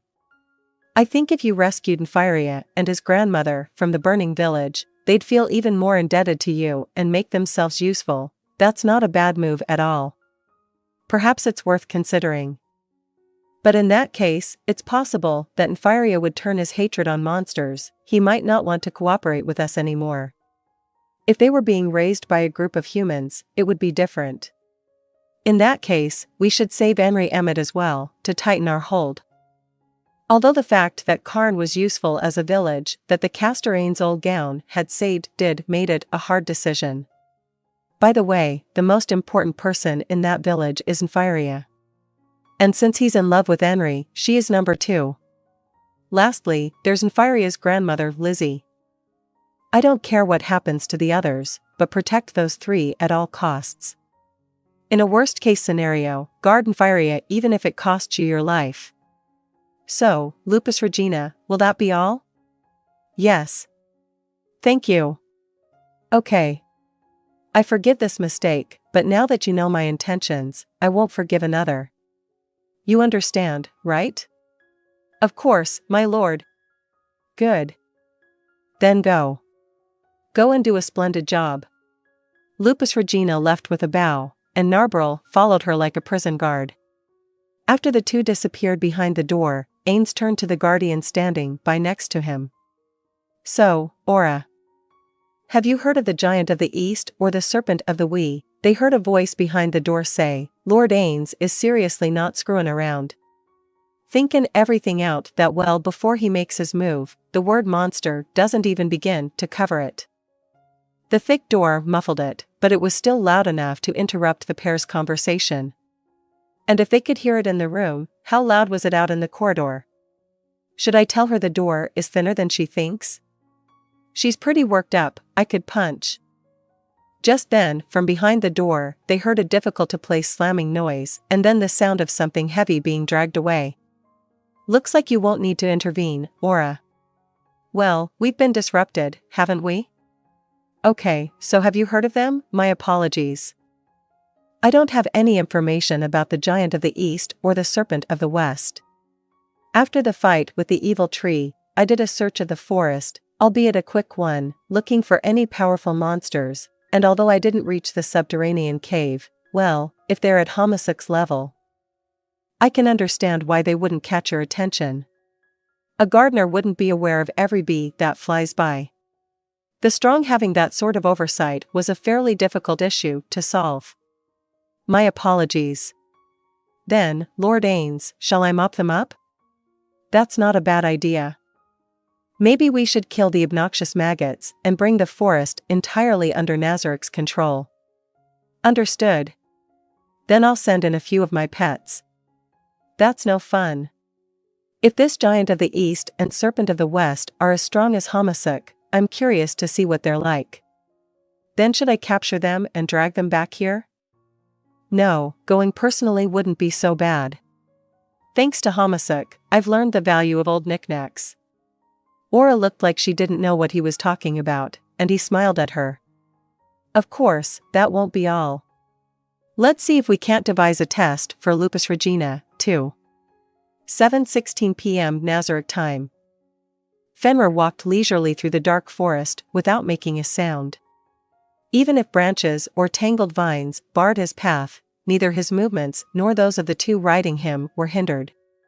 On the contrary, it was like the three of them were incorporeal ghosts, they didn't so much as snap a twig. It was the power of Fenrir's special ability, Land Navigator. According to the report from my minions, the lair of what might be the Giant of the East is up ahead. The trees grew so thickly in this place that the starlight didn't even shine through, but Aura didn't sound a bit nervous. Unlike humans and other beings with ordinary vision, Ainz and the others could see everything as if it was the middle of the day. I see. The Giant of the East and the Serpent of the West, if we're lucky, they'll be having a party together, but I guess that's a lot to ask. If the snake isn't here, I'll leave it up to you, Aura. Yes, sir. I'll do my best. And how will you deal with these fools who dare show hostility to you, my lord? I think I'll try talking to them first. Aura turned around to look at Ainz with a questioning look on her face. You're not going to subordinate them to your will? Well, the Giant of the East and the Serpent of the West are both unknowns. It's probably better, from a variety of perspectives, to go into it with that attitude. I'd like to obtain them if they don't exist in Yggdrasil, you know?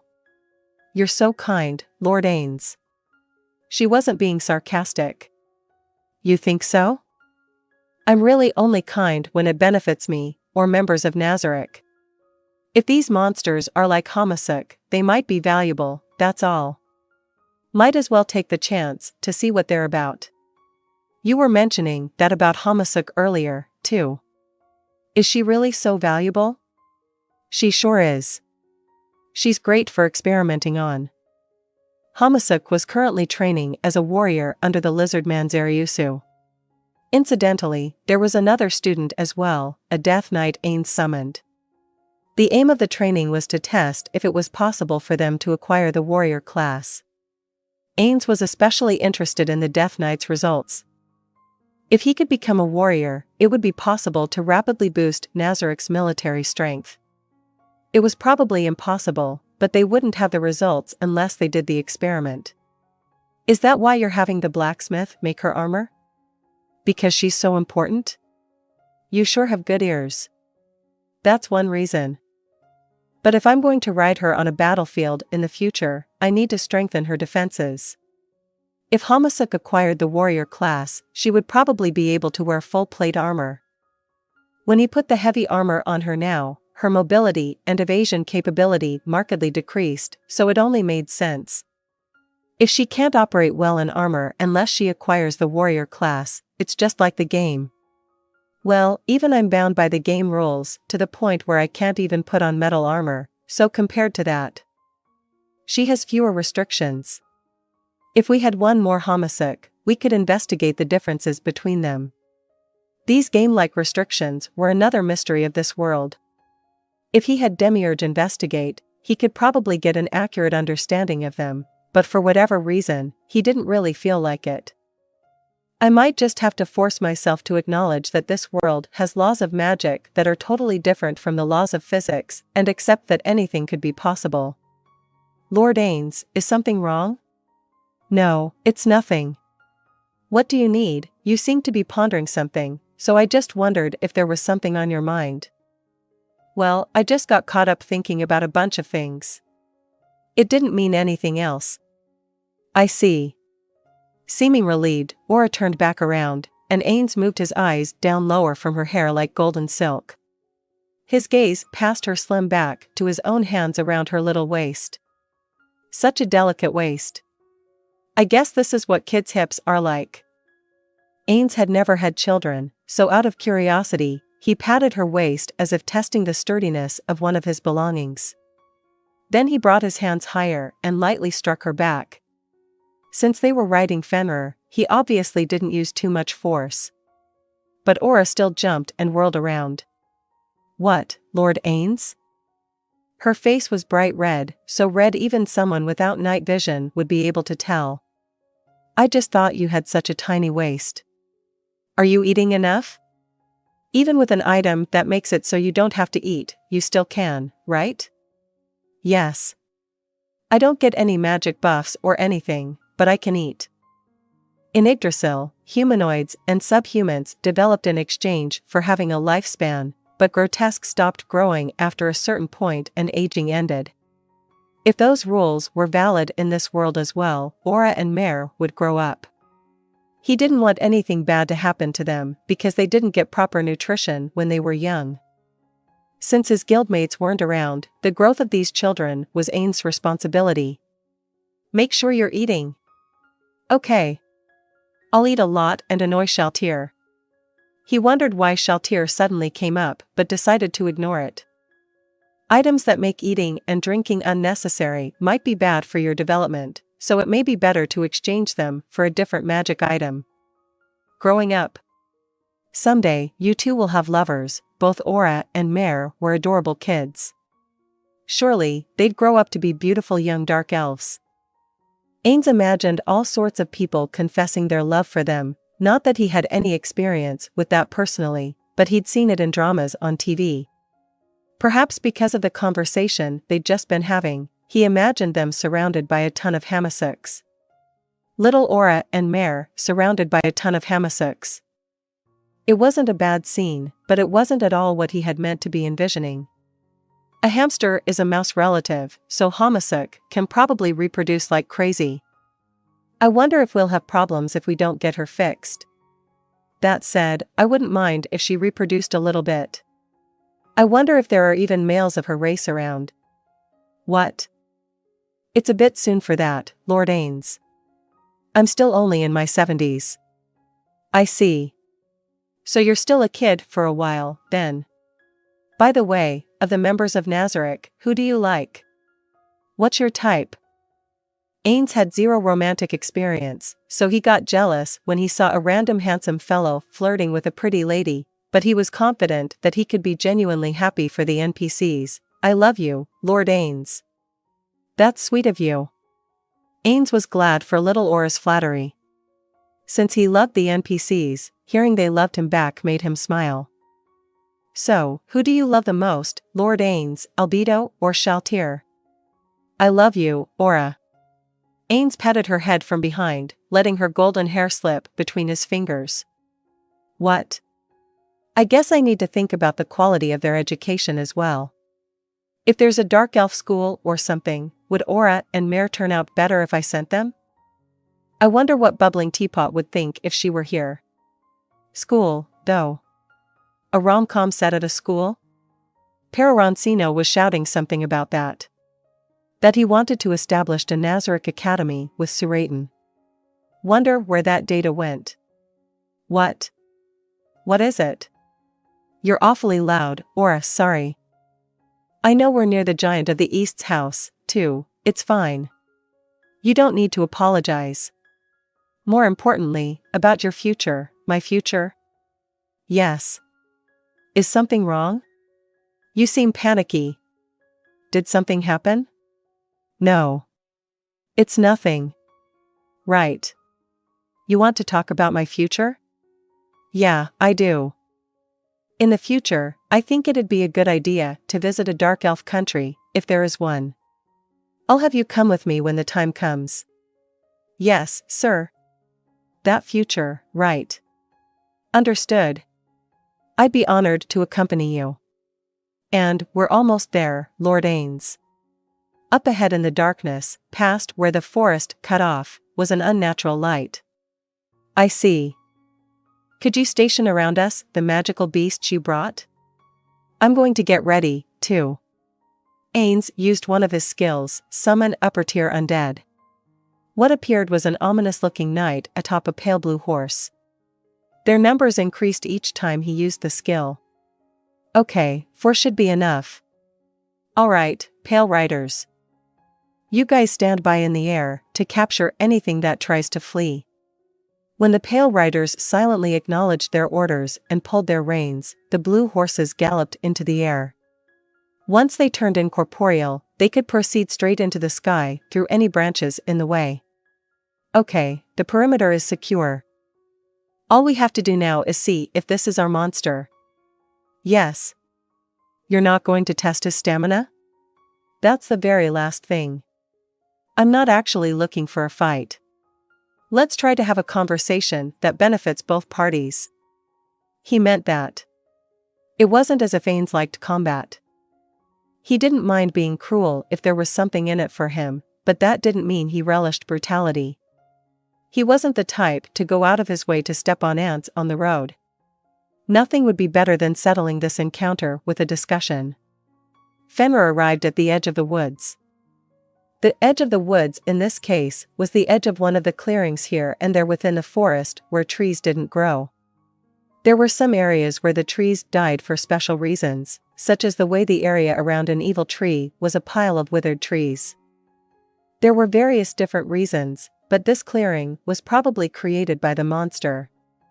The trees were scattered around where they had been felled. It was as if someone had undertaken a large construction project, failed, and abandoned everything in a huff. This is kind of funny. Aura, he must have been trying to copy the building you're creating.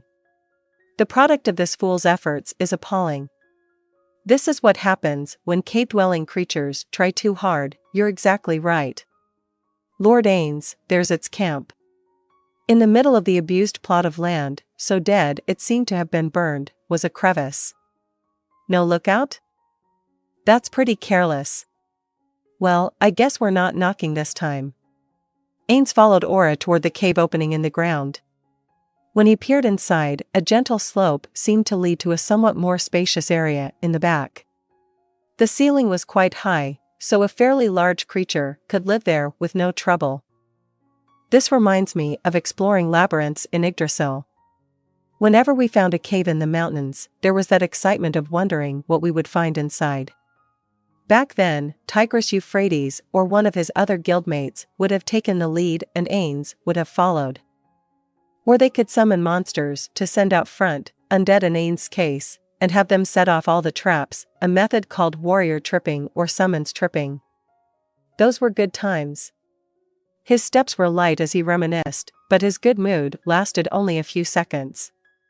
He furrowed his non-existent brow at the smell coming from below. It wasn't gas, but stagnant air reeking of animal fat and putrefaction. A trap of foul air? I wouldn't expect such an elaborate trap from the kind of less intelligent creature that would live here. I suppose it could also be a coincidence. Because Ainz was an undead, and thus didn't need to breathe, he had perfect resistance against those sorts of air attacks. Aura had a magic item for protection, so if the awful stench was an attack, its effects would be cut. At that point, it was basically only a smell. This giant of the East fellow doesn't seem to be very tidy. I'll settle for enough intelligence to have a conversation, though, seriously. But I don't know how much we can expect. From the footprints, it seems like there are numerous inhabitants of this cave, but none of them is wearing anything on their feet. Calculating from the large foot size, I'd say they have to be at least 8 feet tall. I see. That must be one of them. As they proceeded steadily down the slope, they could make out a monster at the bottom. Lord Ainz, they're ogres. There were 2 of them ripping something apart and bringing it to their mouths. A new bloody smell filled the air. Ainz slowly aimed a finger but then smiled bitterly. If they were raiding a dungeon, they would kill the ogres without a sound and quietly proceed to the back to clean the whole place out, but their objective this time was different. Well, we didn't come here to wipe them out. We have to start by striking up a friendly conversation. Hey, you ogres, there. Sorry to disturb you at mealtime. The pair of ogres looked up at Ainz in a synchronized motion. Then they roared. The cave echoed a lot, so it was hard to tell for sure, but it seemed like there were similar roars coming from farther back as well. What a vile racket they've got for an intercom system. Aura, fall back. Ainz sighed a sheesh as he watched the ogres charge up the slope at them. They didn't seem at all interested in talking. Skeleton. Skeleton. Enemy. When the ogres arrived before Ainz, shouting in their raucous voices, they unhesitatingly raised their clubs. I'm sorry, with a snarl, the ogres attacked. We entered your house, they whacked Ainz, but he wasn't injured, of course, since the clubs weren't magic. Without permission.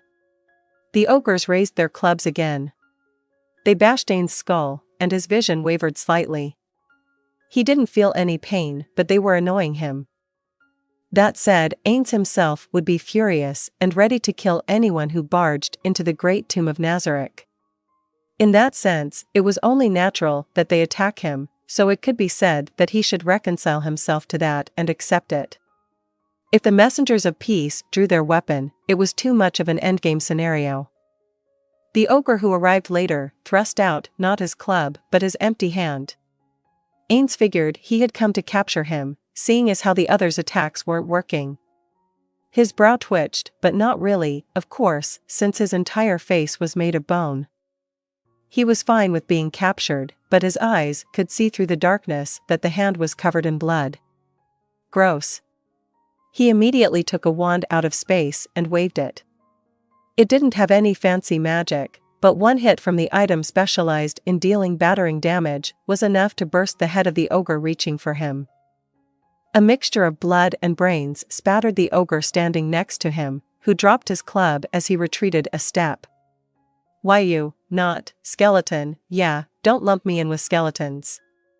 We came to see your boss, the giant of the East. Could you call him for me? Well, I imagine he'll show up if we wait, but, Ainz waved his hand at the ogre to be gone, and the creature turned his back to them and scurried into the depths of the cave. Sheesh. This would have gone faster if they had realized the strength gap. Ainz rubbed the spot where he had been hit with the club and descended the short remaining slope. In the ogre's original position lay the half-eaten corpses of something that seemed like goblins. How many was unclear, since it was just scattered remains, but it had to be more than 1 or 2. Ainz and Aura gave the area a wide berth to avoid the mess and arrived at the bottom of the cave. Damn. I got so annoyed that I accidentally drove them off. My plan was to hold off on massacring and proceed in an amiable manner unless negotiations failed. You had no choice, my lord. Those vulgar ogres try to lay their hands on you. I'm glad you think so. Squishy Mole always said, punching someone to get them to listen to what you have to say isn't a bad move, or was it the warrior Takamikazuchi? If one of the supreme beings said it, it must be true. Before he could remember which of his two extremely different guildmates had said it, a ton of monsters walked out from the back of the cave. They were all far larger than humans. A mob of trolls? Calling a troll a giant is sort of false advertising, but I guess it's not a total lie. Trolls were giants with long noses and ears, incredibly ugly faces, and brawny bodies that were repulsive in the same way as a deformity. They wore clothes made from skins of an animal similar to a tiger, with the heads decorating their shoulders. They were taller than the ogres, easily over 8 feet, and possessed a shockingly powerful regeneration ability that, unless stopped via fire or acid, would regenerate them from even a lump of flesh. There were 6 of those, plus 10 ogres. The one Ainz paid special attention to was the troll at the head of the group. Not only was he physically superior to the other trolls, but his hideous face projected self-confidence. Compared to the other trolls, he was also better outfitted. He wore leather armor that seemed to be made of a number of different animal skins, and in his huge hands, he held a great sword even more gigantic than the ones Ainz used as Mammon. The sword seemed to be enchanted, and some kind of slimy liquid flowed continuously down the groove in the center to the edge of the blade. Does that one look as strong as Hamasek? That's the sense I get, yeah. Then this troll must be the giant of the east. So what kind of troll is it? Ainz observed the giant of the east closely. Trolls were highly adaptable, so they were as diverse as the places they lived.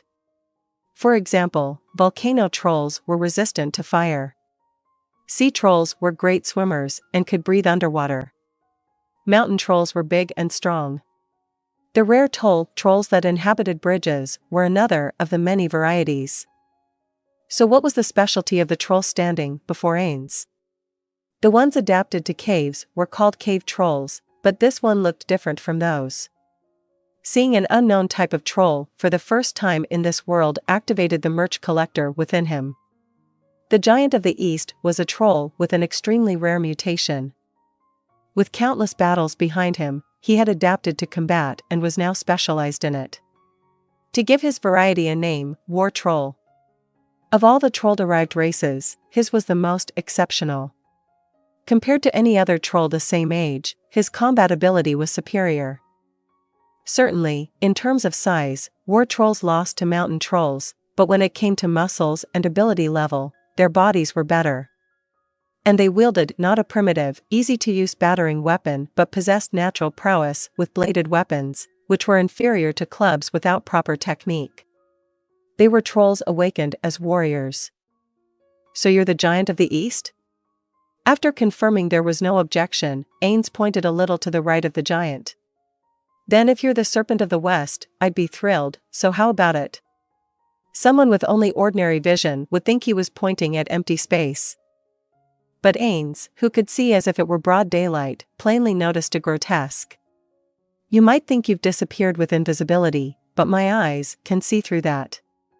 Why don't you give up the futile tricks and answer me? It must have cancelled its invisibility. Where there had been nothing a moment before, a monster appeared. It was indeed a serpent. Well, it would be more accurate to say it had the body of a serpent. It was a grotesque with the thin, withered body of an elderly human from the chest up and the lower body of a snake. This type of monster was an Yggdrasil, too. The name came to Ainz's tongue immediately. A naga, I guess serpent isn't wrong, but it seems like there would be a better way to describe it.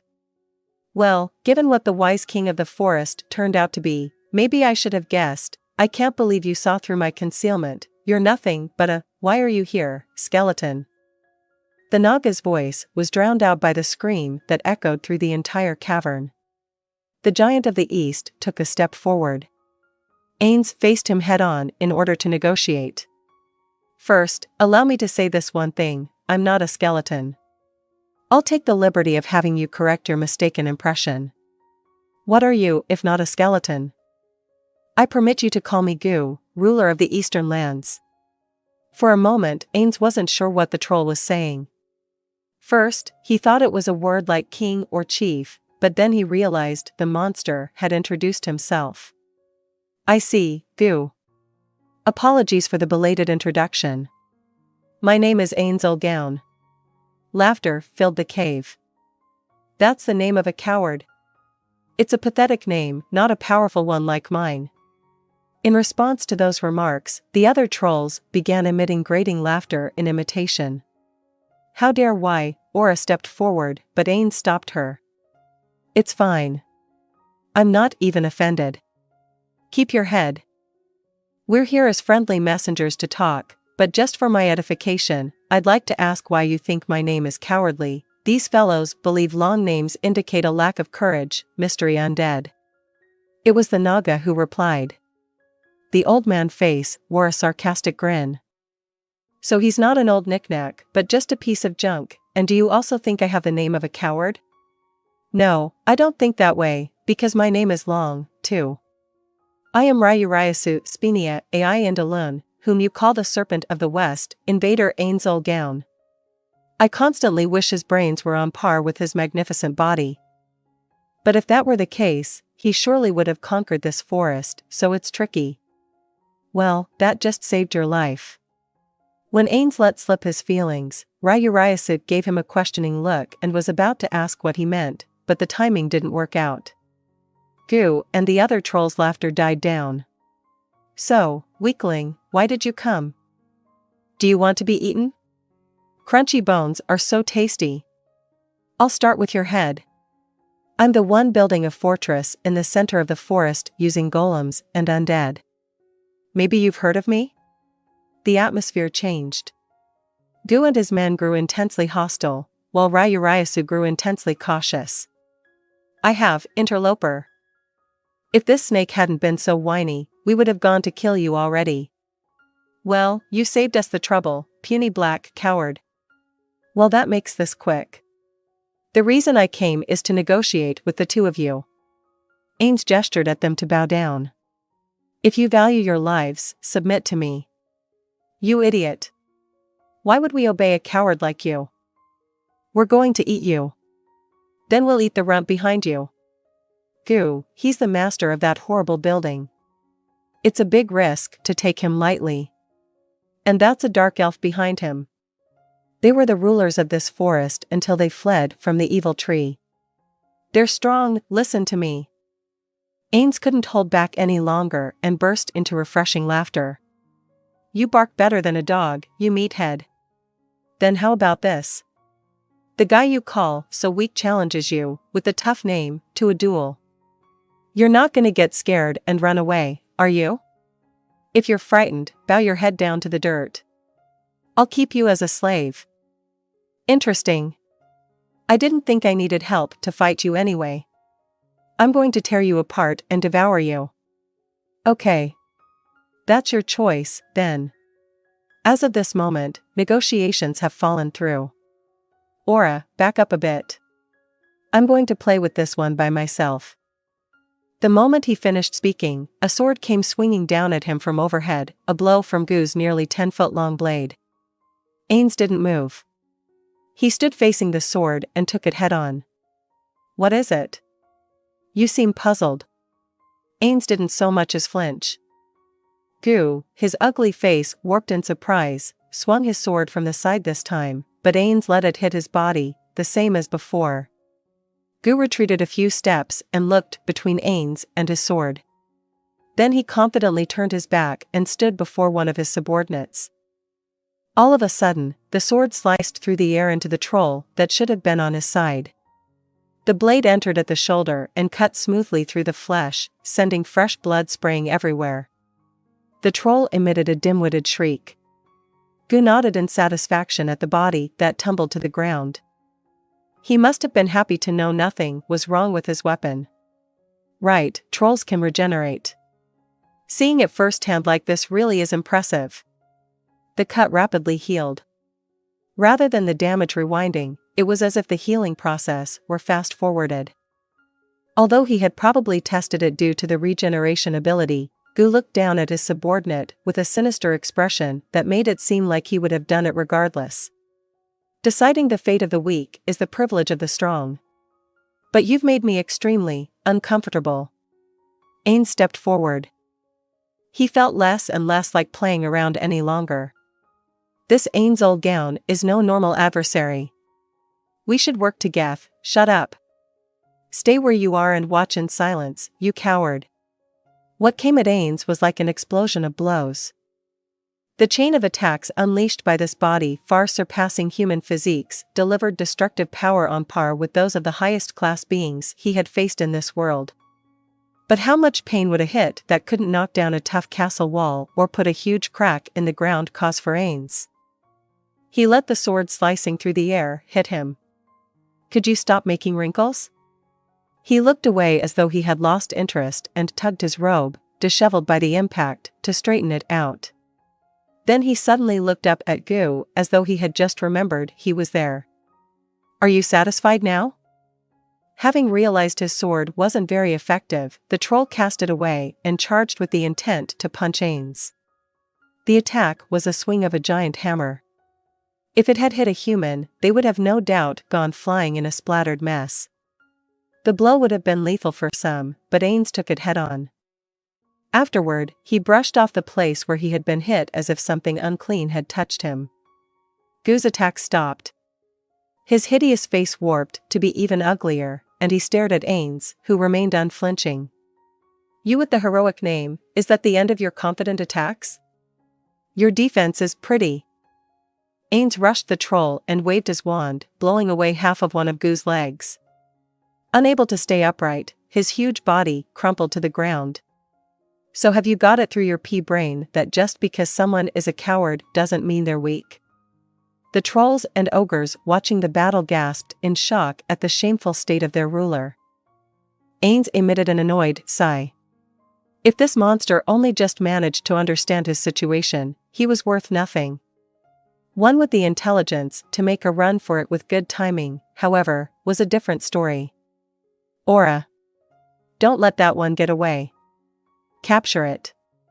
Aura instantly understood what Ainz meant, despite his vague instructions. The Naga was attempting to sneak away under cover of invisibility, but she arrived at its side instantaneously. Lord Ainz, I caught it. Now what? Ainz ignored Gu and looked over to where Aura had a one-handed vice grip on the Naga's neck. His attitude spoke volumes to Gu and everyone else in the room. He didn't consider Gu anywhere near a worthy opponent. When Gu bared his teeth and growled in response to the scalding condescension, Ainz didn't care. Hey, kid. The Naga wrapped its body around Aura until she was completely covered. I'm going to constrict until you pop. From inside the ball of snake body came a composed voice. I can't see Lord Ainz's majestic figure like this. If you make a fuss, I'll crush half your throat. I have to be careful you don't die.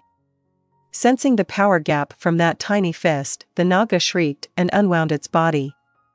Aura, time is money, and only fools spend unwisely. Please move somewhere a bit out of the way so it doesn't get killed in the crossfire. Understood. Aura had no trouble dragging away the Naga, though it was several times her weight, and Ainz shifted his gaze from that scene to Gu, who was finally able to stand up after the flesh around his stump bulged and his muscles healed thanks to his regeneration ability. You're patched up? Then shall we continue? Ainz tapped his wand on his shoulder and readied himself in an unconcerned way. His attitude made it clear he wasn't going to bother defending himself. What did you do? What are you doing? Magic? When Gu, with his sword up, withdrew a few steps, Ainz stepped forward after him. Ainz's gait was short compared to Gu's, so there was more space between them now than before they had started the fight. Ainz snorted. What's this? How strange. I'm the one with the cowardly name, but I stepped forward, while you with the brave name are backing away. Why is that, Gu? The answer came in a monotone. It's because Lord Ainz's name is brave, and Gu is a weird, cowardly name, right, Snake? Yes. And you, Lord Ainz Ooal Gown, are the proof of that. Ainz nodded a few times at the one cute girlish voice and the other sobbing voice. I see, that makes sense, then. So short names are cowardly, and Ainz Ooal Gown is a name for great, courageous people, right? Why you? Shush, coward. Gu overcame his fear with fury and lashed out, but Ainz neither defended nor dodged, but swung back with his wand. He didn't allow it to be blocked with the sword or evaded. The wand obliterated one part of Gu's body. Amid the echoing scream, Gu's subordinates looked on in fear. I'd expect nothing less from a troll. You can be turned into hamburger meat and still come back to life. But it does seem to hurt. That last blow was your weakest yet, the swing of a coward with defense in mind, trying to protect himself from my attacks. Ainz was looking at Gu's head, which was now half its original thickness. Any normal creature would be dead, but Gu returned to his former shape before Ainz's eyes. Though the troll had gone back to normal, his face was bizarrely contorted. There was terror in his eyes, the fear of someone helpless, twice as intense as before. What are you? Why don't my attacks work?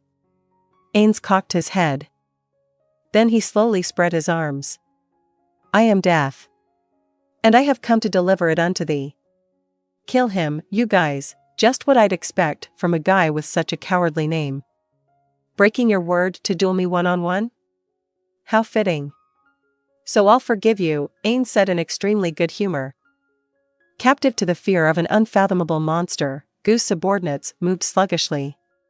No matter how stupid they were, they could sense Ainz's might, and they had just gotten such an eyeful of it they felt sick. Within them, two fears were in conflict. They all hesitated, looking between Ainz and Gu. Now. They still didn't move. How could they? That went for Ainz as well. Everyone was frozen in a delicate balance. If anyone moved, the balance would collapse and everyone would go scattering. It would be a pain if they ran away. Chasing them all down individually to kill them would be a bother. Then, yeah, playtime is over. Ainz activated a skill that he didn't consider very effective but was actually overpowered in this world. Aura of Despair V.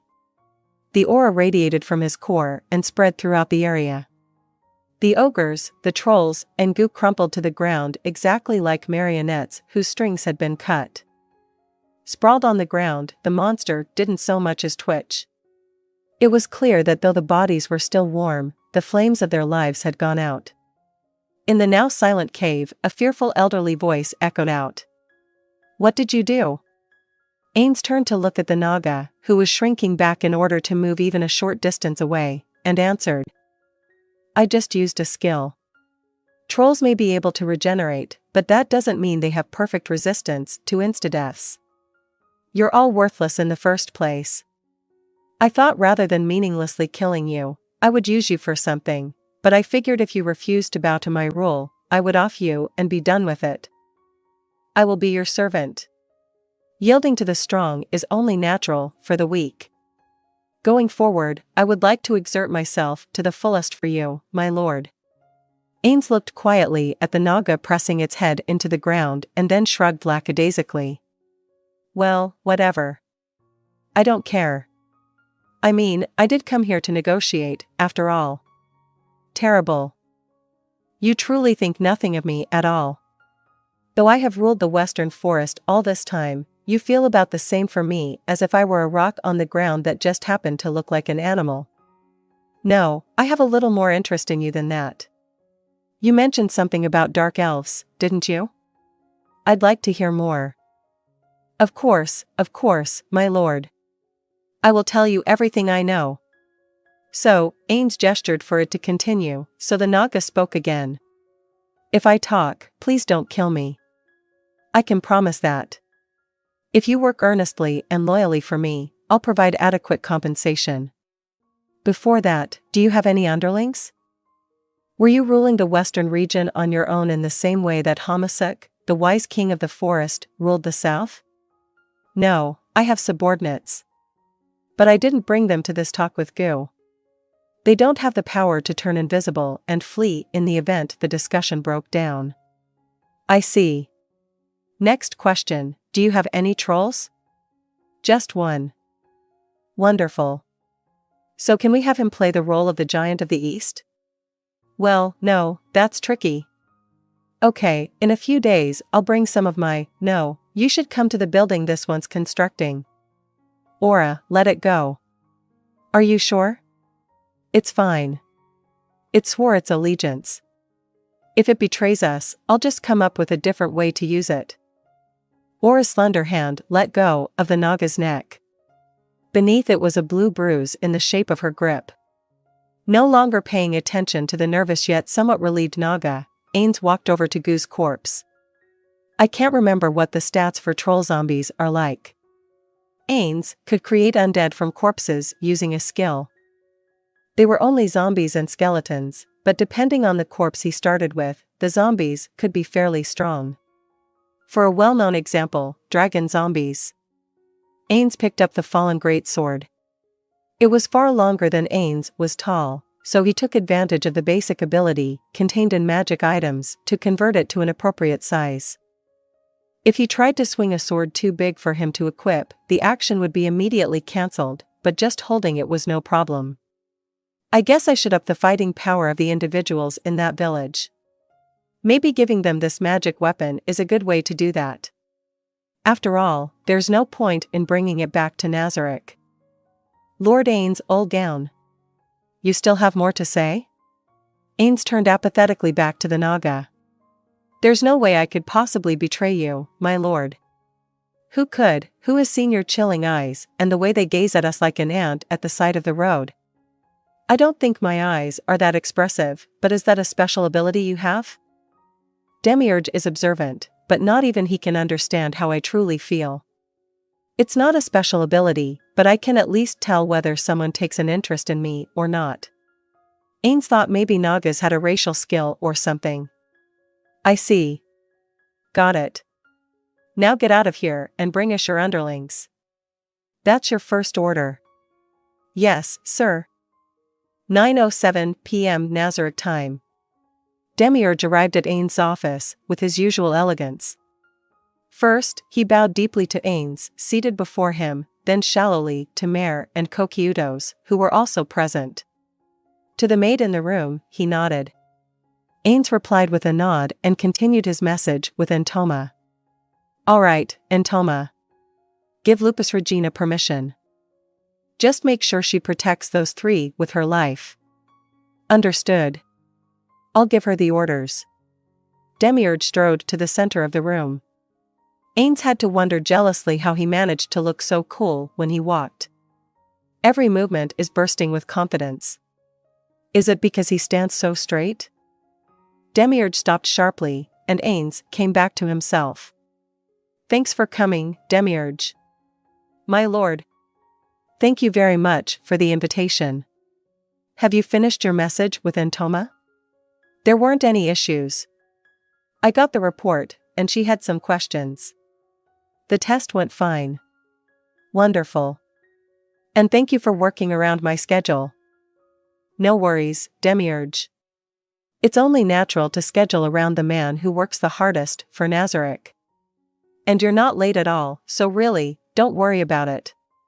Now, I'd like to ask for your impressions. Ainz handed him a piece of paper.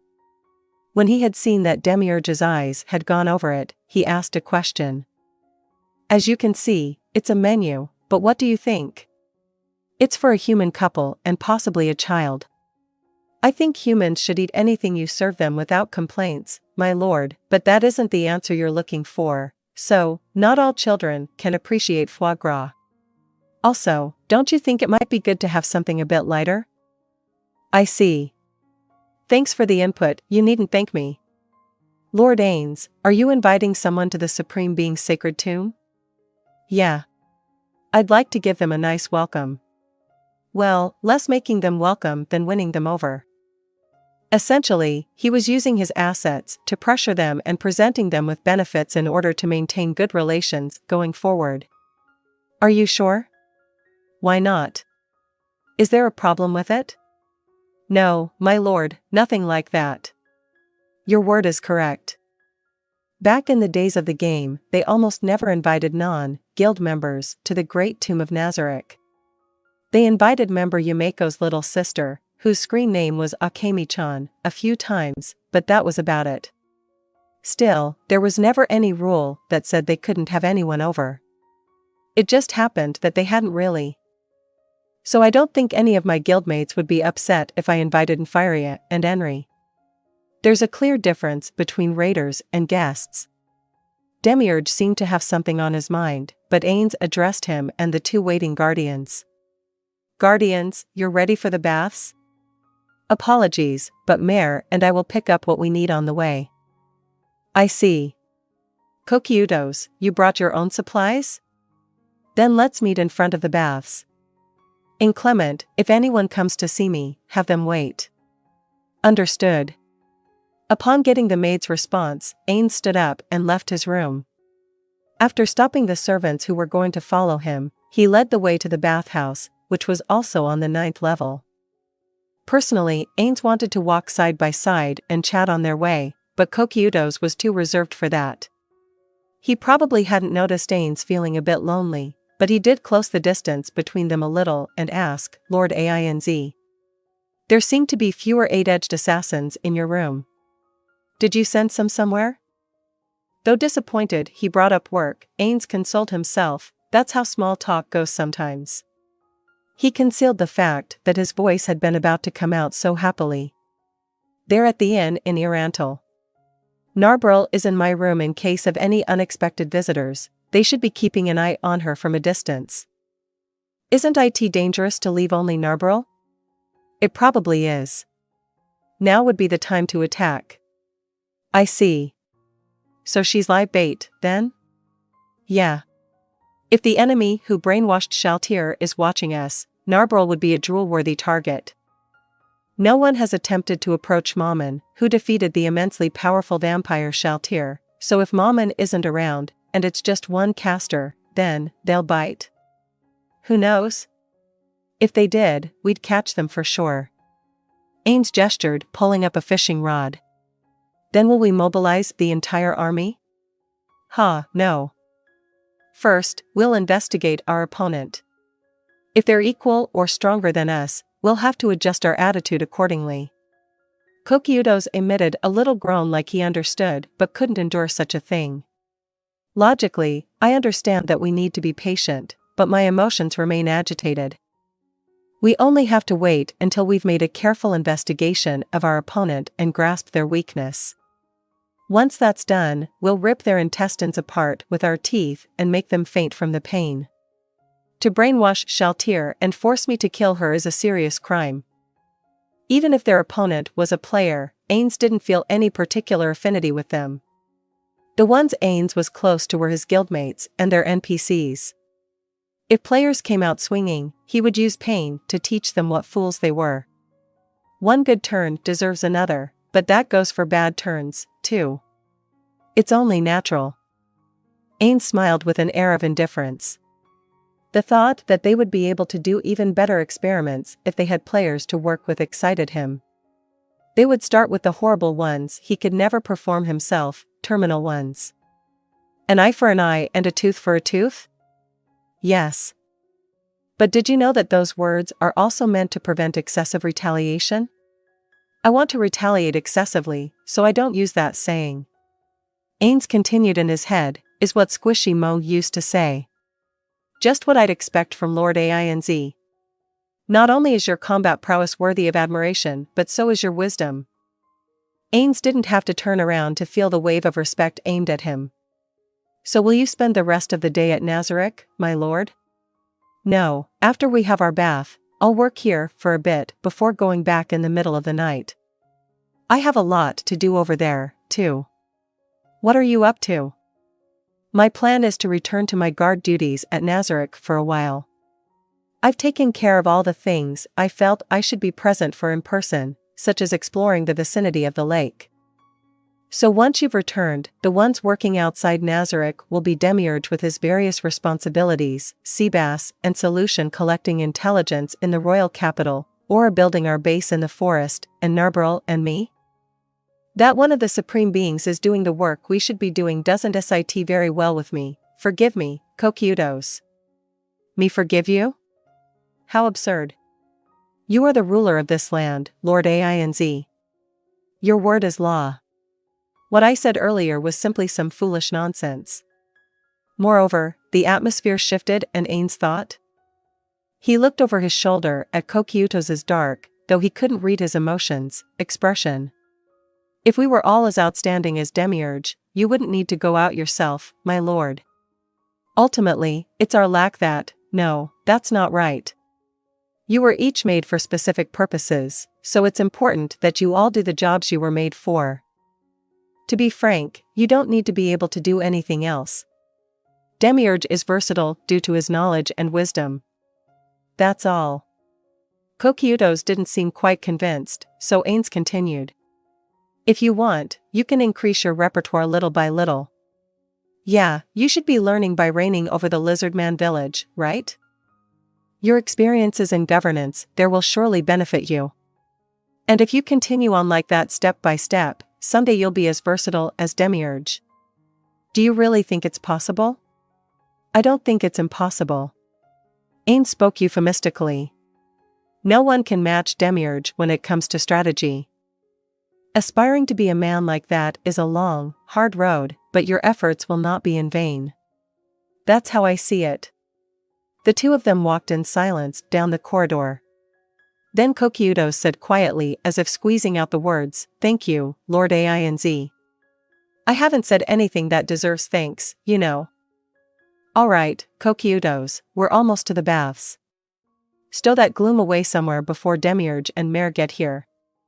Yes, sir. Spa Resort Nazarick on Nazarick's 9th level was a wonderful facility containing a total of 17 baths, including men's and women's, of 9 different types. The most unusual was probably the Cherenkov bath. The blue light so bright it seared one's eyes made for a luxurious atmosphere. When Ainz and Kokyutos arrived, they ran into someone they didn't expect to see. Lord Ainz. The exclamation point might as well have been dotted with a heart.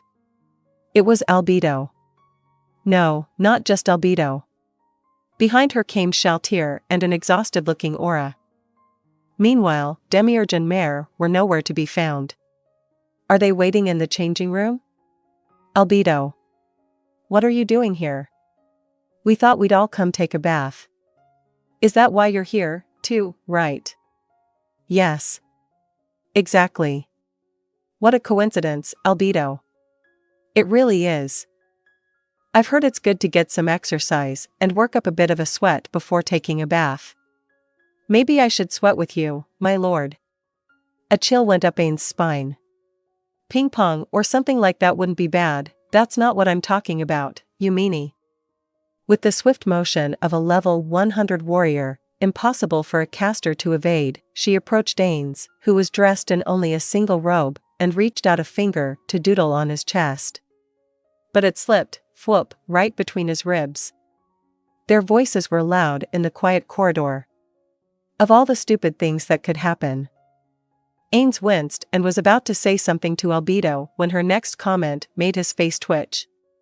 My finger went into your special spot. Albedo's cheeks were red, and her eyes glistened. A fragrant perfume was in the air, like the scent he sometimes detected in his bed. Hey, I know I've asked this before, but has she always been this weird?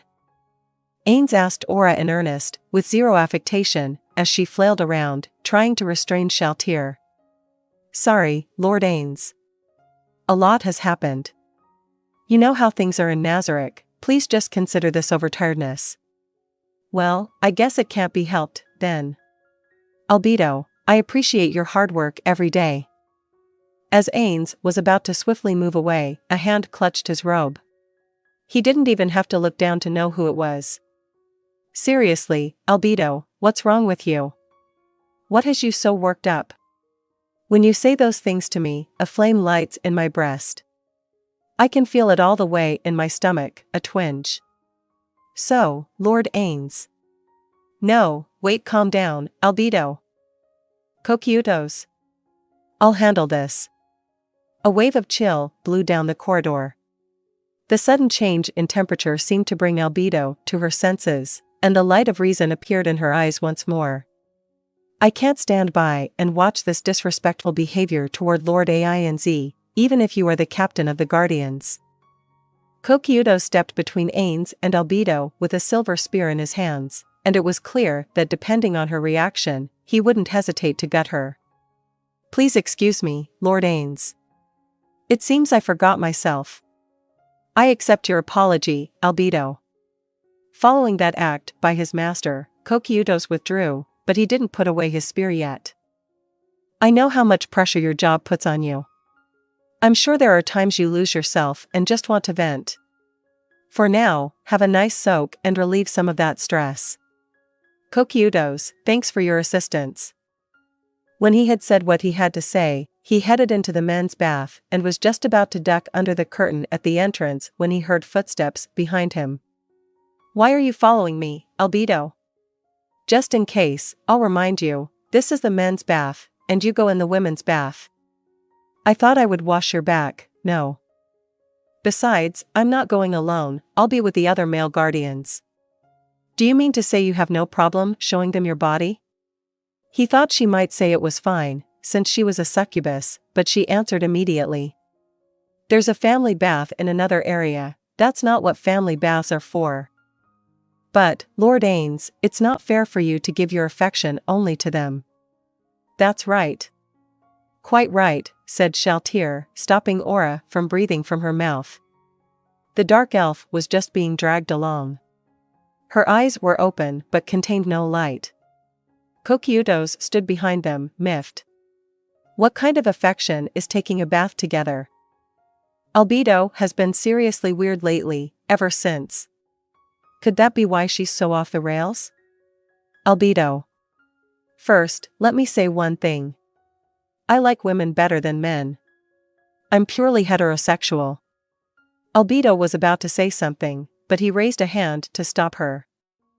In the future, who knows what kind of relationships we'll have, but right now, when our place in this world is uncertain, I can't have relationships of that sort with any of you, as leader of the organization.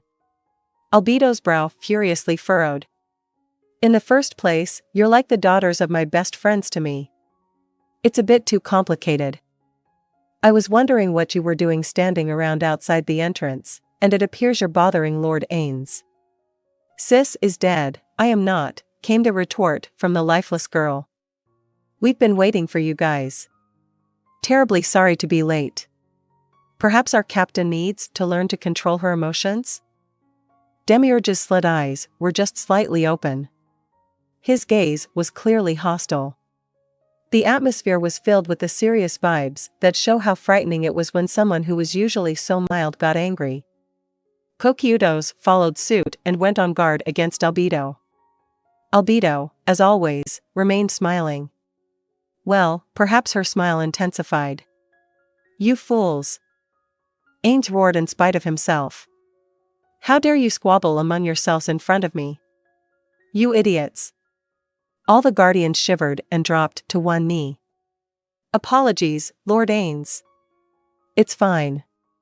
Stand up, everyone. Upon confirming they were all on their feet, he spoke in a mild tone one would use to reprove children. Stop bickering about stupid, pointless stuff. That sort of thing is what disappoints me the most. Got it? Hearing everyone's acknowledgement, Ainz felt his anger completely disappear. Okay, let's take a bath and refresh. Men, come with me. Aura, I appoint you the observer of the women. Make sure those two don't try to pull anything stupid. Understood. A fire leaped into Aura's eyes. Perhaps she thought this was her chance to counterattack. Shaltir and Albedo couldn't conceal their alarm at the blazing heat wave. Ainz went through the curtain that said men, choosing to ignore the clamorous voices he could hear behind him. He took off his clothes in the locker room. If he had come with his usual gear set, there would have been a lot to remove, but since he had prepared ahead of time, he could disrobe quickly. He threw off his clothes and walked forward. Whenever I'm naked, I wonder how I manage to move. He was a skeleton with neither flesh nor muscle. According to Satoru Suzuki's common sense, he was impossible. Of course, in this world it was natural, so he just had to accept it, but questions like these still popped into his head from time to time. "I'm going in. Please wait." Mare ran over to him buck naked. He may have been an exceedingly effeminate boy, but seeing him like this made it clear he was male. His build was that of a child, with basically no muscle. The fact that a body that would probably squish when poked could unleash so much power struck Ainz as another one of this world's unfathomable laws. As he examined Mare's nakedness, thinking those things, he gave the boy a warning. "Don't run in here. It's dangerous with the wet floor." A guardian couldn't die from slipping and cracking their head open, but Mare looked so much like a child Ainz couldn't help but worry. "Yes, sir. My apologies." "You don't have to apologize," thought Ainz. "Sorry to have kept you waiting." Demiurge and Kokyudos appeared. Demiurge's body was toned and muscular, sleek. Even though the parts beneath his clothes couldn't be fully designed, with those muscles he definitely looked like the work of Albert. "Nothing different about you, Kokyudos?" "Well, he's always naked." "Could you please stop making me sound like a pervert?" "Sorry. You've got outer skin armor, so it's no wonder you always look the same." Outer skin armor was a type of bodily armament. As with Shaltyr's nails and fangs, the hardness and resistance, as well as the amount of data crystals it could be augmented with, increased as the character leveled up. There were many pros to this sort of armor, including less gear swapping, simple repairs after being damaged by a weapon-breaking attack using any healing spell that recovered HP, and the assurance that it couldn't be dropped upon death. On the other hand, there were some cons as well. Its stats would never match up to the main gear of a player of the same level. Even a bodily armament at level 100 almost never reached God tier. Maybe someone with a class that could acquire skills to boost bodily armaments could push it to God tier, but Ainz wasn't sure if it was really possible or not. For a player, that seemed like an awful lot of cons, but for an NPC it was a great option. With bodily armaments, they didn't require a ton of different gear, which meant less work for the player who created them. "Thank you." Kokyudos bowed. It wasn't as if he had said it to defend him, but... Is he being tormented or messed with over this so much that it warrants a thank you? Maybe I should say something to the others. Is this what a teacher feels like when there's bullying going on in the class? Ainz wondered how Yameko felt as he called to members of the men's bath group. "Okay, let's go." Ainz led the way into the baths. The large facility was divided into 12 areas. First were the baths. The largest was the jungle bath, then there was the atmospheric ancient Roman bath, the yuzu bath, the carbonated bath, the jet bath, the electric bath featuring a low-level current that caused a full-body tingling sensation, a cold bath with charcoal floating in it, the Cherenkov bath with its mysterious light caused by who knew what, and the mixed-sex outdoor bath. Besides that, there was also a sauna, a hot stone spa area, and finally the recreation room. So where should we go? I'd like to hear your suggestions. I find the cold bath a tempting choice. I would like to introduce you to the delights of a cold bath, Lord Ainz. Ainz had resistance to chill, so getting into a freezing cold bath wouldn't bother him, but going to the cold bath first seemed wrong.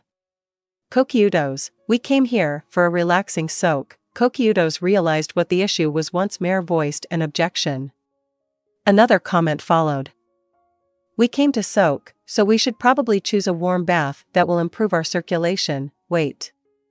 I should probably ask, can you go in hot water? You won't cook like a lobster or something, will you? No problem. My exoskeleton provides fire resistance, despite you all calling me naked. He chuckled proudly.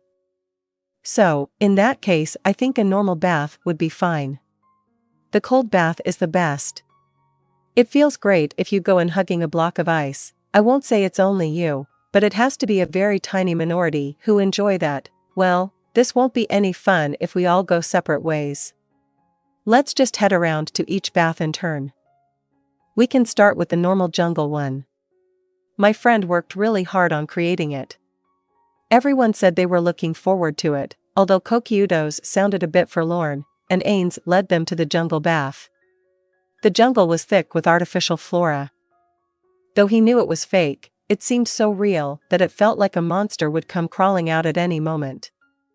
This is a bath based on a place that used to really exist, the Amazon River. Bell Liver helped Blue Planet build it. The Guardians were impressed. Ainz took a pail and bath stool into the washing area ahead of them. Why are all the pails in this spa yellow? I heard it's traditional, but maybe it's just the standard color? This goes without saying, but you need to wash before you get in the bath. The way I wash myself gets stuff everywhere, though, so you guys should keep your distance. With that, he dumped the pail of hot water over his head. The liquid dropped surprisingly quickly through his body and splashed hard on the floor. Since he was full of gaps, it was really hard to get his body wet with just one pailful. After a few more, he was finally wet all over, so he took out the brush he had brought along. He squirted a generous amount of liquid soap on it and began scrubbing. Once again, due to the gaps in his body, he might as well have been scrubbing a colander. Bubbles went flying everywhere. Yeah. I should have brought my cute little bath buddy Sankichi. He didn't want his subordinates to see him covered in goop, so he hadn't brought the slime along, but he hadn't washed himself in a while, and it was quite a pain. As Ainz was scrubbing with all his might, Mare approached with a yellow stool in one hand. He seemed nervous, but his face, flushed from the heat of the bath, gave Ainz a smile. Lord Ainz, I'll wash your back. I see. You'll wash it for me? But my body is such a pain. Use the brush. It'll be too hard to do with a cloth. Ainz turned his back and Mare slowly began to scrub.